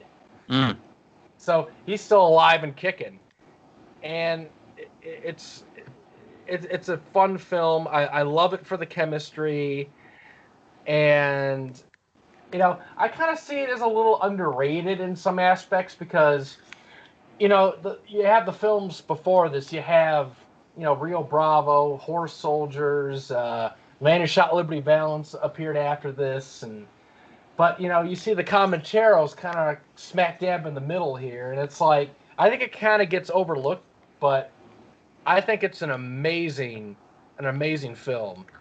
And the funny thing about this, before we head to the honorable mentions, is Michael Curtis was the director, but at this point he was dealing with a lot of health issues, and John Wayne actually took over a lot of the director duties in an uncredited role. So you could say this is sort of a John Wayne directed movie in that sense. And I don't know how much work he did end up doing, because it's only been kind of like vague descriptions of it, like John Wayne took over duties or assisted Michael Curtis. But whatever the case, the film turned out amazingly, and it's one of my favorite Westerns of all time. Awesome. So now what we're going to do is we're going to go into some honorable and dishonorable mentions. So what I'm going to do here is I'm going to give some of my honorable mentions, and then we'll go through our honorable mentions, and then we'll cycle back to me and do some dishonorable mentions on John Wayne here and some of the films that maybe we don't care for so much. So some of my honorable mentions, I mean, films like Big Jake is one of the ones that really hurt me to take off my list. The Cowboys. Something I was really happy that Brian brought up, McHugh, a movie that you almost never hear about. That is one of my favorite John Wayne movies. It was like probably my number 11 or 12 on this list. Oh, nice. But it's just, I really, really, really love that film. And it's something that's very different for John Wayne to be doing. And then Hondo, one that really hurt me to take on my list. As Al Bundy's favorite movie. I was about to say, as a huge fan of Married with Children, you got to talk about Hondo. That's right. It only comes on once every 56 years. Great. And then a couple of his non-Western films that I really like. I mean, Sands of Iwo Jima, like Greg mentioned, and Green Beret. Mm-hmm. But also a lot of these films that you guys have mentioned, The Comancheros, The Quiet Man, all these movies that I didn't really put on my list are movies that I love. I love so many John Wayne movies. So it was really hard to make this list and like take all these movies out. So yeah, so there's just some mild. You think you had a hard time? I had 7 different versions of a top 10, and he wasn't even thinking, folks. It's like, all right, it pained me to do this list. Yeah. So those are some of my honorable mentions. How about you, Brian? What are some of your honorable mentions? Yeah, I didn't have that many. My list, it was pretty straightforward for me. The one I had was She Wore a Yellow Ribbon from 1949, another John Ford movie. John Wayne plays kind of an aging cavalry officer. He kind of tries to vent an Indian war in the last days before his retirement. It's a good film. It almost made my list. But yeah, it's I didn't go negative. I didn't go to anything. I've never really seen a John Wayne movie I don't like. So maybe it's just because I haven't seen everything he's done. But yeah, I decided not to go negative here. So I'll leave that to Greg, because Greg's the uber John Wayne guy. Well, I'll send you some of his movies so you can watch even more of them. Do it on VHS so I can do the tracking. Oh, there you go. You can watch it through the snow. Perfect. I'll even send you the poor VHS dubs from 35 years ago with the commercials from 1984 and 5. I'll enjoy that because I love watching commercials. So. Oh, yes. Yeah, there was a commercial on one of the tapes. This guy getting off top, but there was a commercial on one of those old tapes. It was the one my dad taped Rio Lobo and Rio Bravo on. And it was actually comparing the differences between Jif peanut butter and Skippy peanut butter. That's awesome. Okay, I'm like, send it to me. And then the other one where there was another one where it was talking about this amazing scaffold ladder that's like revolutionary of its time. And I'm like, okay. I love going to, because I'll watch old ball games, from like the 80s, the 70s, and some will leave in, the commercials, and those are super fun. Like I enjoy that almost more than the actual thing I'm supposed to be watching. It's just so nostalgic. And then one more commercial before I go to the honorable mentions. Yeah, there was one that just absolutely killed me. Was it was on another one of the tapes he had recorded off the TV. I'm not sure which one it was, but one of the commercials was I think it might have been taped off in probably late 88 or early 89, because it was mentioning the brand new revolutionary Super Mario Brothers 2 game for the NES. So you know what I'm talking about. We got to pull the vegetables out, and you know what I'm talking about, right? Super Mario Brothers 2. Yep. So I'm like, I still have that game. And I'm watching. I'm like, he had to tape this right around then, because that commercial was out, and I'm like, oh wow, I'm dating myself. Yeah, and that tape is probably somewhere buried at my parents' house now because I have the movies on it. But yeah, those are the good old days. So some of my honorable mentions. Now, I had 7 different versions of my list, so I have 7 honorable mentions here, and 6 out of the 7 movies that are in my honorable mentions have been mentioned in your guys' lists. Oh, good. So I'm gonna tell you the 7 movies in chronological order. Stagecoach, Red River, The Quiet Man, The High and the Mighty. Oh, there you go. Sons of Katie Elder, True Grit, and Big Jake. those were the 7 movies that just missed the top 10, and they were in earlier incarnations of the list. And it pained me to take those movies off a list like this. Because, as I said earlier, weeks ago, in the Facebook messages, man, we should do like a top 15 or top 20. This isn't fair. But then we'd be here for 7 hours ranting about it. Yep. So, yeah, those would have easily been on a list like that. But with a top 10, I had to sadly pull those movies off. But just because they weren't on my list doesn't mean they're bad films or amazing films or great films. They weren't in my top 10. Mm-hmm. So, Joseph, I believe you mentioned you had some dishonorable mentions. And now from the penthouse to the outhouse. So I do have some dishonorable mentions. I'm sure, Greg, you do as well. But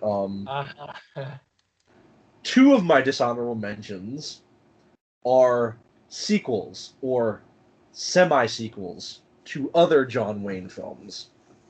The first one is a film that, well, they got it right on the second try. They didn't get it right on the third try.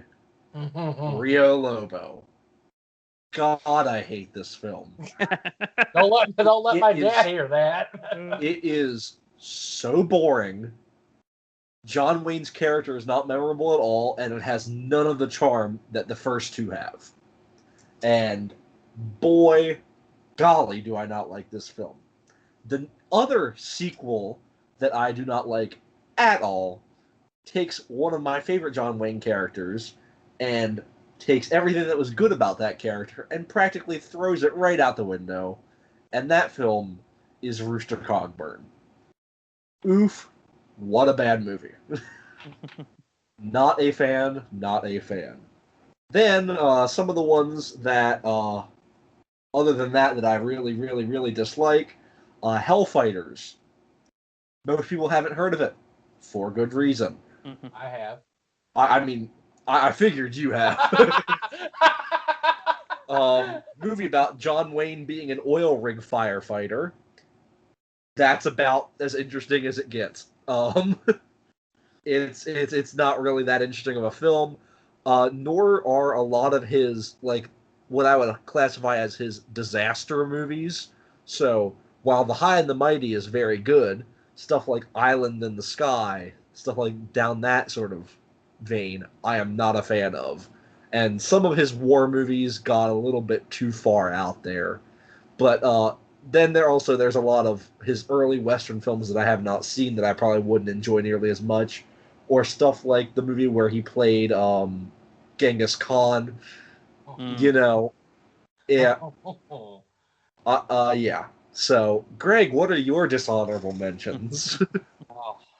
I was looking forward to this more than anything. I wanted to hear this just pains me because I love John Wayne. Don't get me wrong; he's probably my favorite actor because I love his work, most of it, I should say, and I have a couple of his books, a lot of his movies. Love talking about him, mention him. I mention him on my Facebook quite a bit. And I grew up watching his films and everything. So I love John Wayne. But as much as I love him, I'm afraid he's made some films that I haven't been too fond of. And just to tell you, just to preface this, if you guys like these movies, fair play. They're just not for me. One in particular that makes me have digestive issues is The Conqueror. The Conqueror, where he plays the amazing Genghis Khan. All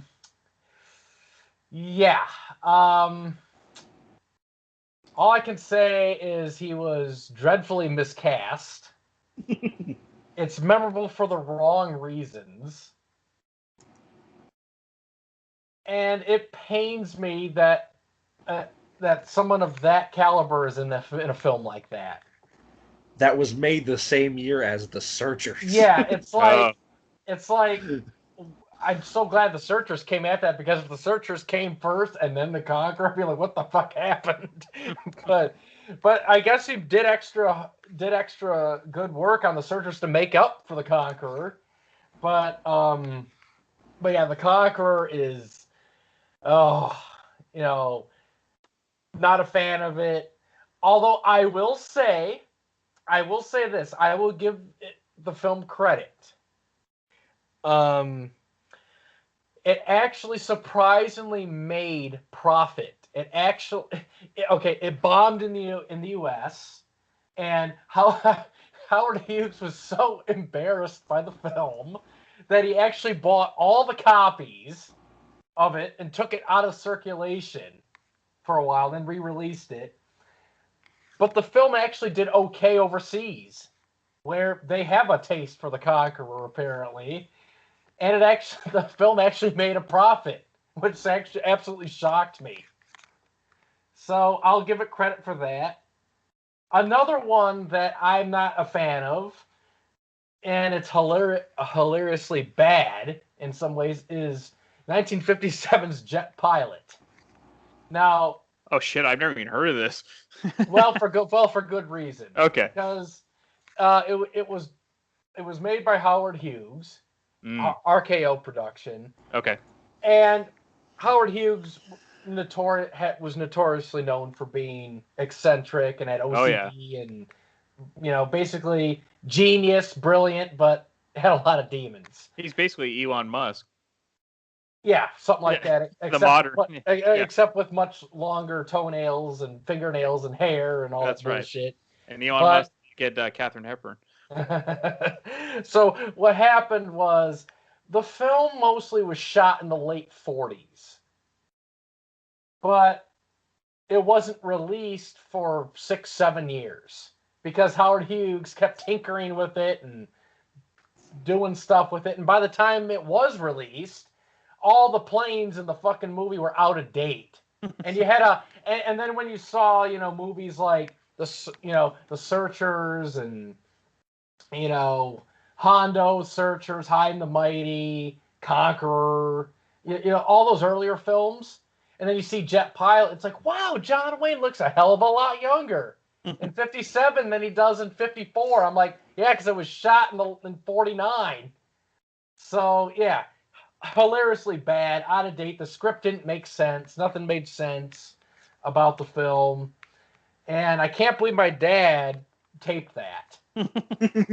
But I don't let him hear that. And there's a couple other ones that just kind of rubbed me the wrong way.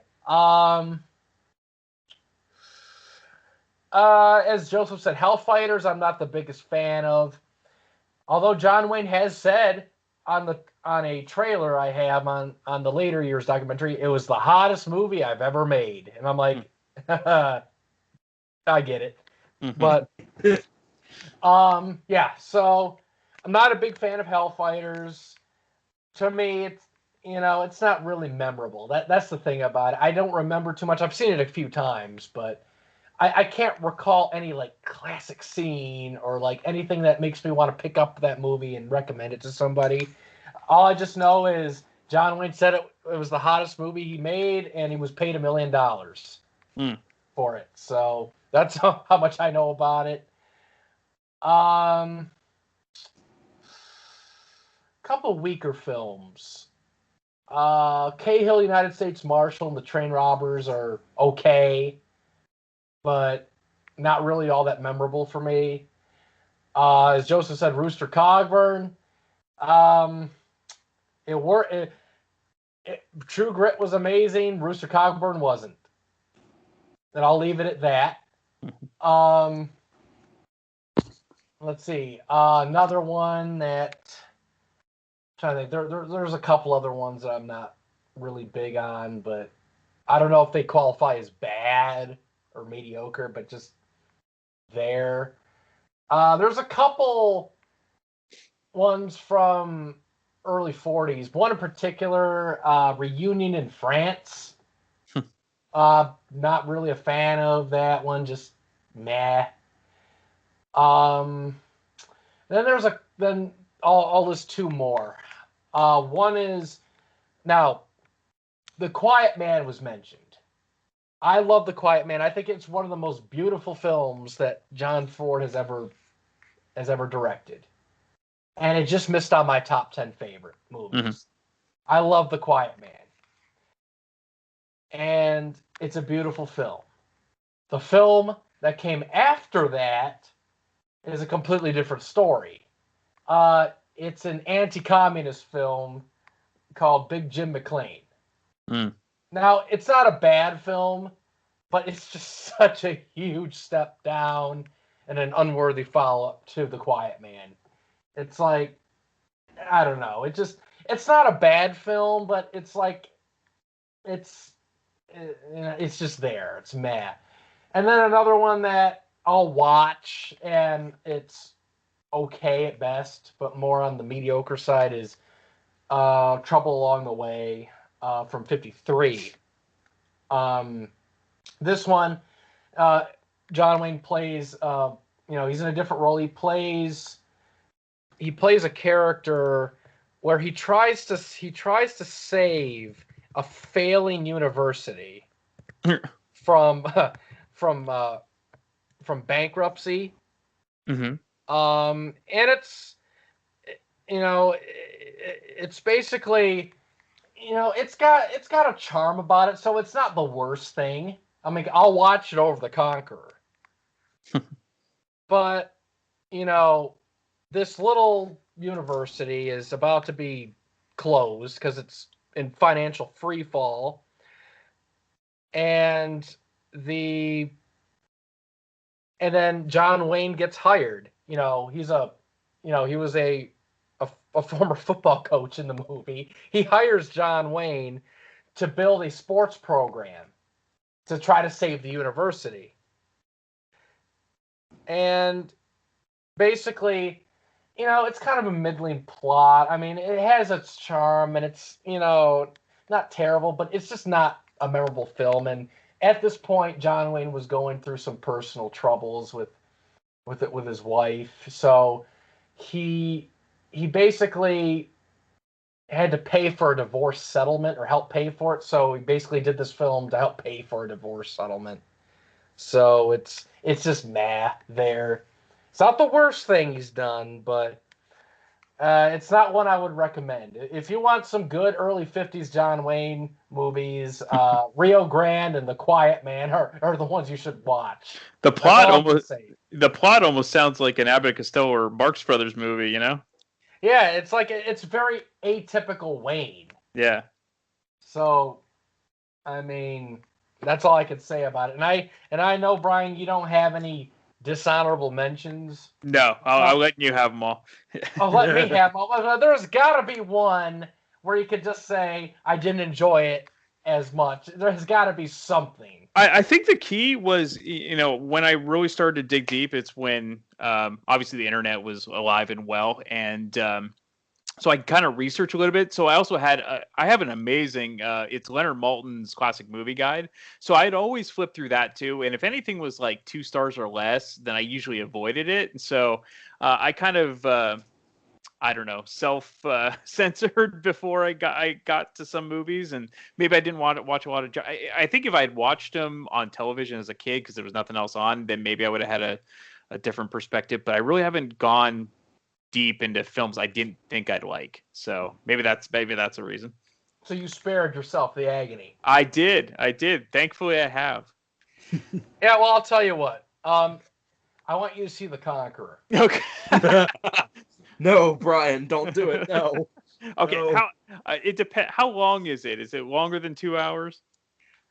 Well, from what I remember, it's pretty long. Oh, well, you already lost me there. So. Well, it's almost 2 hours. Okay.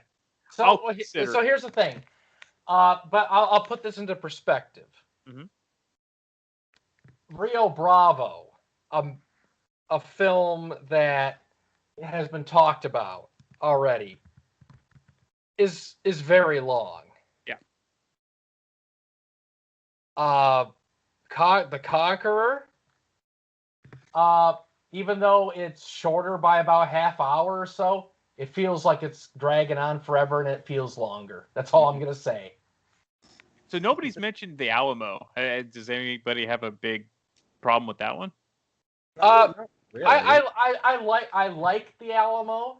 Yeah. And I think John Wayne did a absolute superhuman effort making this film. Like, he was directed, he produced it, he financed it, he took out mortgages, he borrowed against everything, and it's like he put his absolute heart and soul in this movie, and I respect him for making this movie.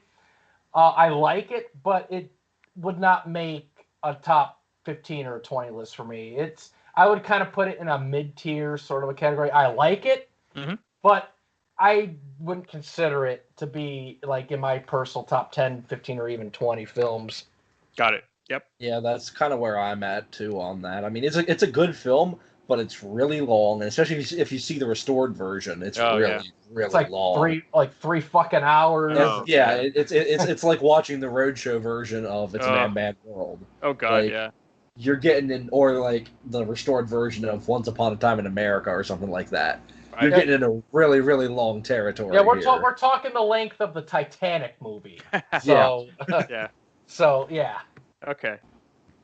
Alrighty. So now we got all the garbage out of the way. Yeah. And so let's get out of the fucking outhouse. And, back up to the penthouse. Back into the penthouse here. And let's discuss our absolute favorite John Wayne film. Yep. So go ahead, Joseph. So, my absolute favorite John Wayne film, one of my favorite John Wayne characters, one of the greatest ensemble casts of all time, and one of the John Wayne characters where he is known mainly in by one particular character in the film by his first name and his middle initial, that being John T.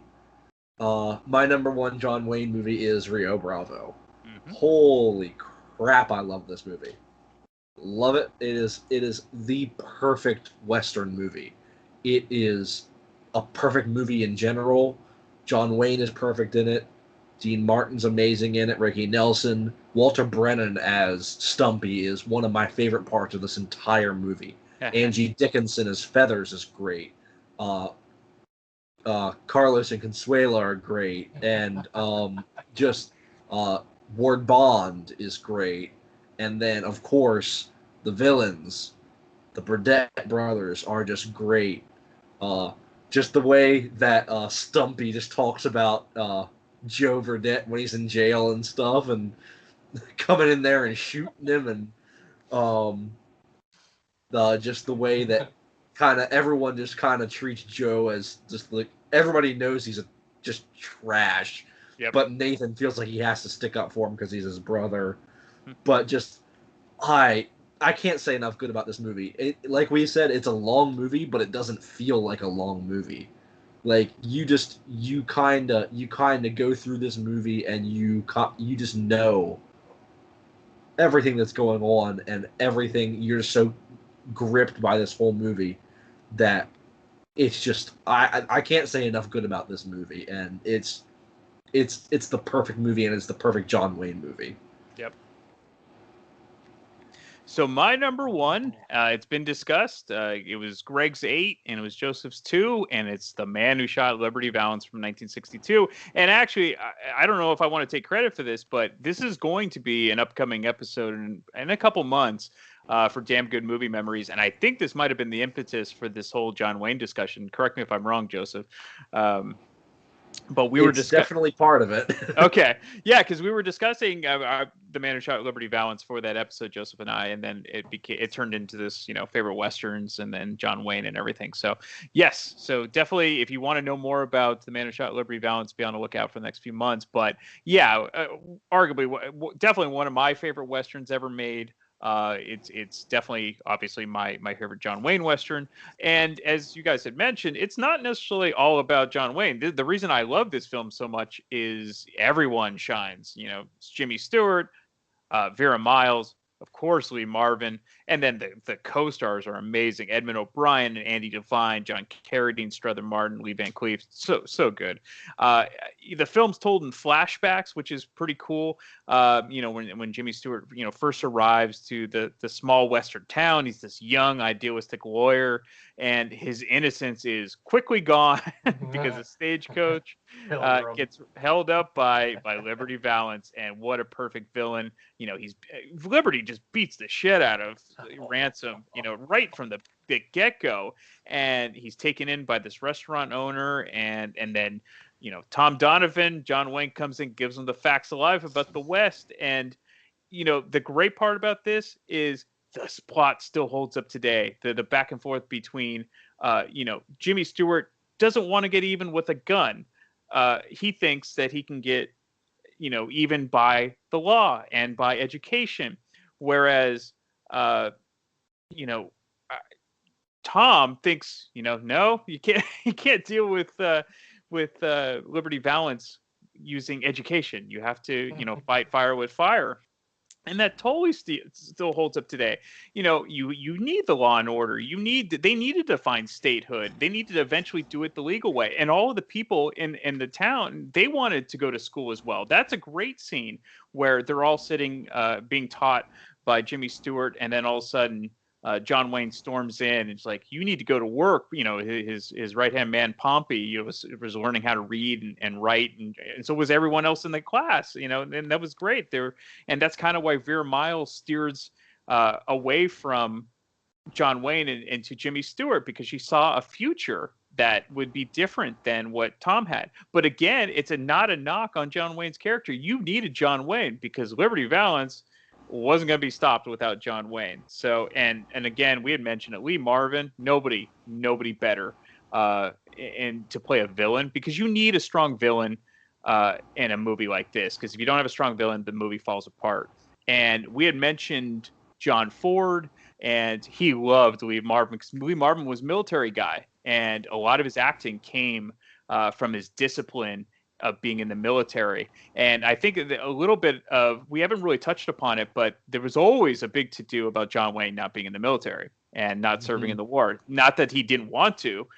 There was different complications.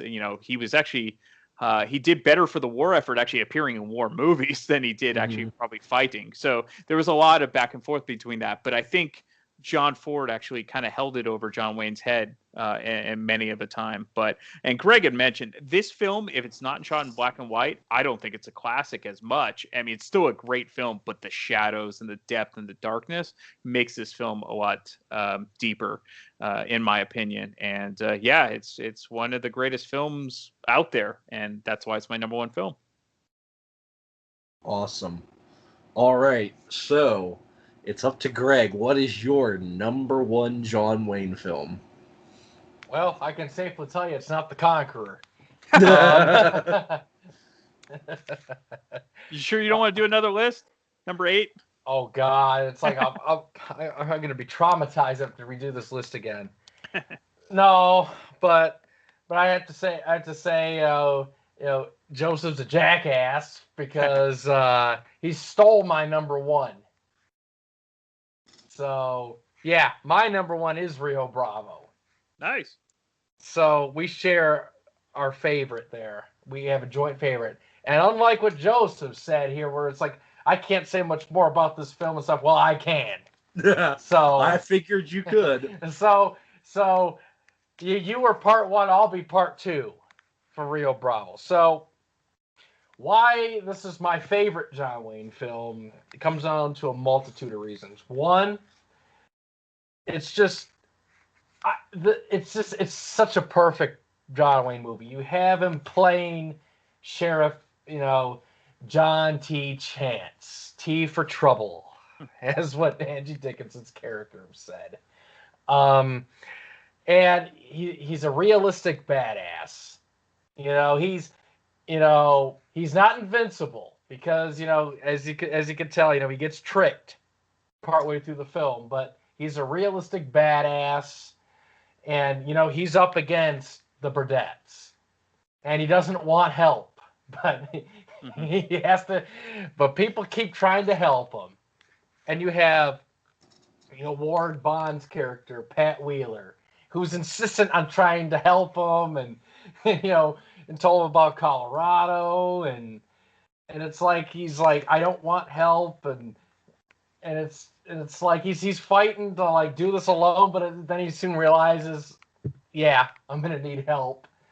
And the supporting cast is absolutely amazing in this movie. You have Dean Martin playing Dude, or Borachon. A great character. I love his character, and I love the struggles. You can relate to that character.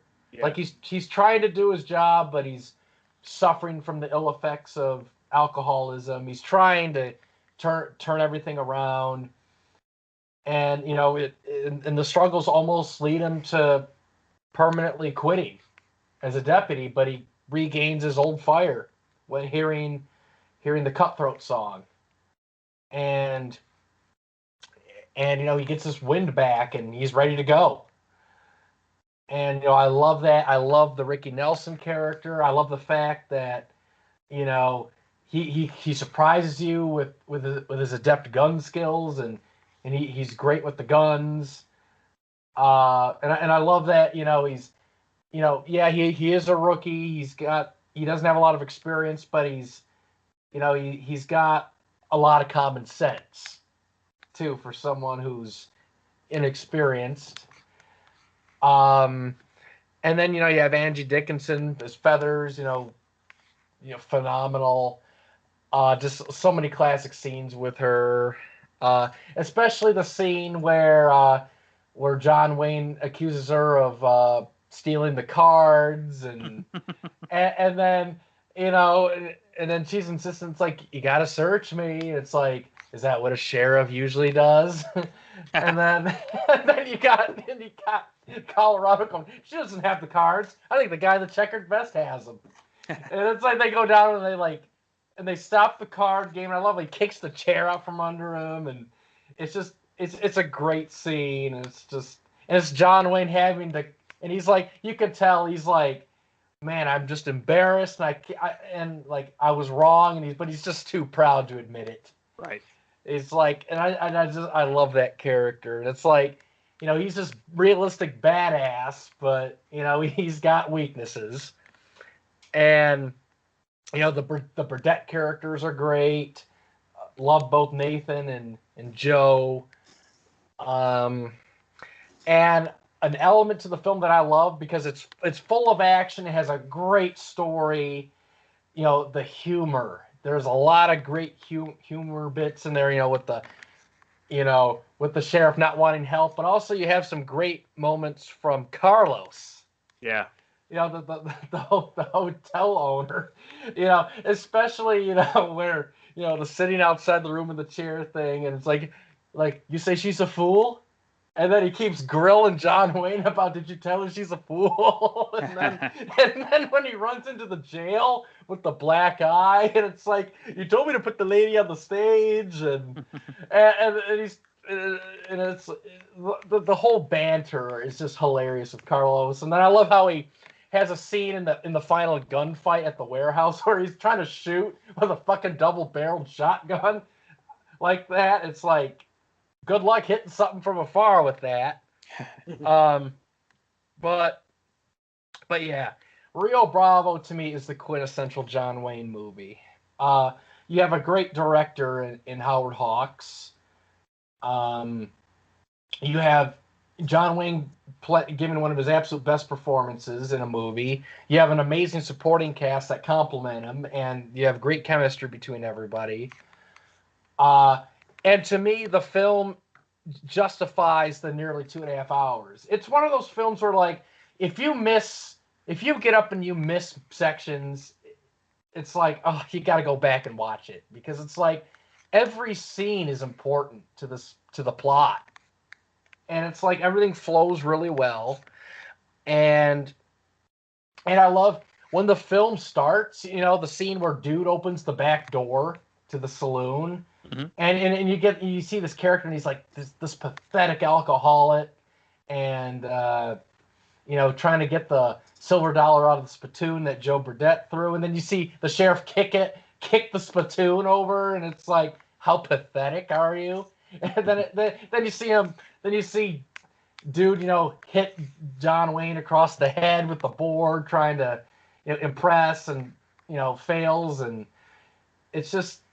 And the thing is, the opening scenes, there's no dialogue for the first few minutes of the film at all. Right, it's just action and gestures and facial expressions, and it's a really unique way to start the movie. It's a suspenseful buildup. Like, you could tell who's on whose side and everything, and it's like, and one scene that I love in this movie, it's after dude, there's two more scenes I'll quickly go through. There's one scene where he gets himself cleaned up, and he's wearing he's getting all freshly shaved, and he's got the new clothes on. And then, he goes over to the jail because they're spending the night, they're watching Joe. And then you hear, Stumpy's shotgun shot. And then you see John Wayne frantically running out of the hotel, down the road to the jail. And then you hear dude go, "Chance, look out, don't go in there. That idiot just took a shot at me," and he blew his fucking hat to shreds. And he's like, "Look what he did to my hat." And he's like, "You got yourself dolled up like Alistair's pet horse." And it's like, it really shows the vulnerability of these characters, because everybody's so on edge due to the Burdettes. And it's crazy. And then you got the scene where dude was, tied up inside that stall and everything. And you have him, lose control. And, he slaps John Wayne, and he instantly regrets it and says sorry. And he's like, "Sorry, don't get it done, dude. That's the second time you hit me. Don't ever do it again." And he just says it in the tone where it's like, that's final. Like, so it's like, to me, this is the quintessential John Wayne movie. Like, everything you want in a John Wayne movie is in this 140-minute masterpiece. So, yeah, it is my favorite John Wayne film, and it has always been my favorite John Wayne film. So, and I don't think it'll ever change. So that's Rio Bravo in a nutshell. And by the way, I love Stumpy. Well, all right. Well, thank you guys so much for watching and listening, and thank you both, Brian and Greg, for coming on and discussing these great movies and having this conversation about John Wayne today. My pleasure. Thank you for having me, man. Oh, thanks for dealing with my incoherent ramblings. All right. So if either of you guys have anything you want to plug quick before we tune out here, you can go ahead. Go ahead, Greg. All right. If you want your free John Wayne bootleg movies, please stop. No. VHS. I can dub them on VHS for you for free. No. Really nothing to plug. Just watch John Wayne movies. And if you like Queen and Elton John, find me on YouTube. I'll hook you up with some shows.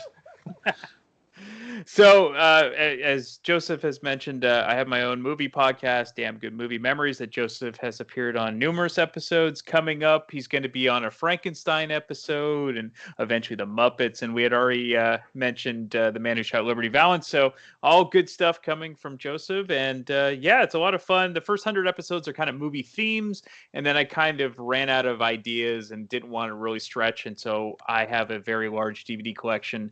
So I figured, hey, if I do a movie a week for it probably lasts the rest of my life. So that's what we're doing right now. So it's been a lot of fun to do that. So check out Damn Good Movie Memories anywhere you listen to podcasts. And then I do have a radio show on thatmetalstation.com every Wednesday night at 11 p.m. Eastern Time, 8 p.m. Pacific, where it's called The Bad Beat, where we play blues music, but it's blues music and then hard rock and metal influenced by the blues. So whether it be, Whitesnake or Aerosmith, AC/DC, Zeppelin, those types of bands. Pretty much everything came from the blues, and so I'll play some stuff from the beginning, and then you'll kind of see the progression. So check that out on That Metal Station every Wednesday night, 11 p.m. Eastern Time. And thank you for letting me promote, Joseph.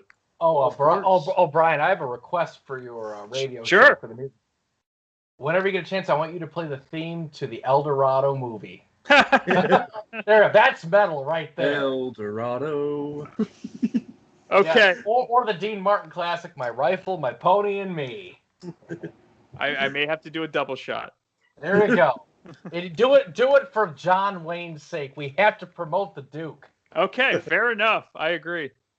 Alrighty, well, thank you both again for coming on, and thanks everyone for watching. And we'll see what I put up next, and who knows what that'll be. We have a very, very eclectic taste over here, so who knows. So thanks everyone for tuning in, and see you next time.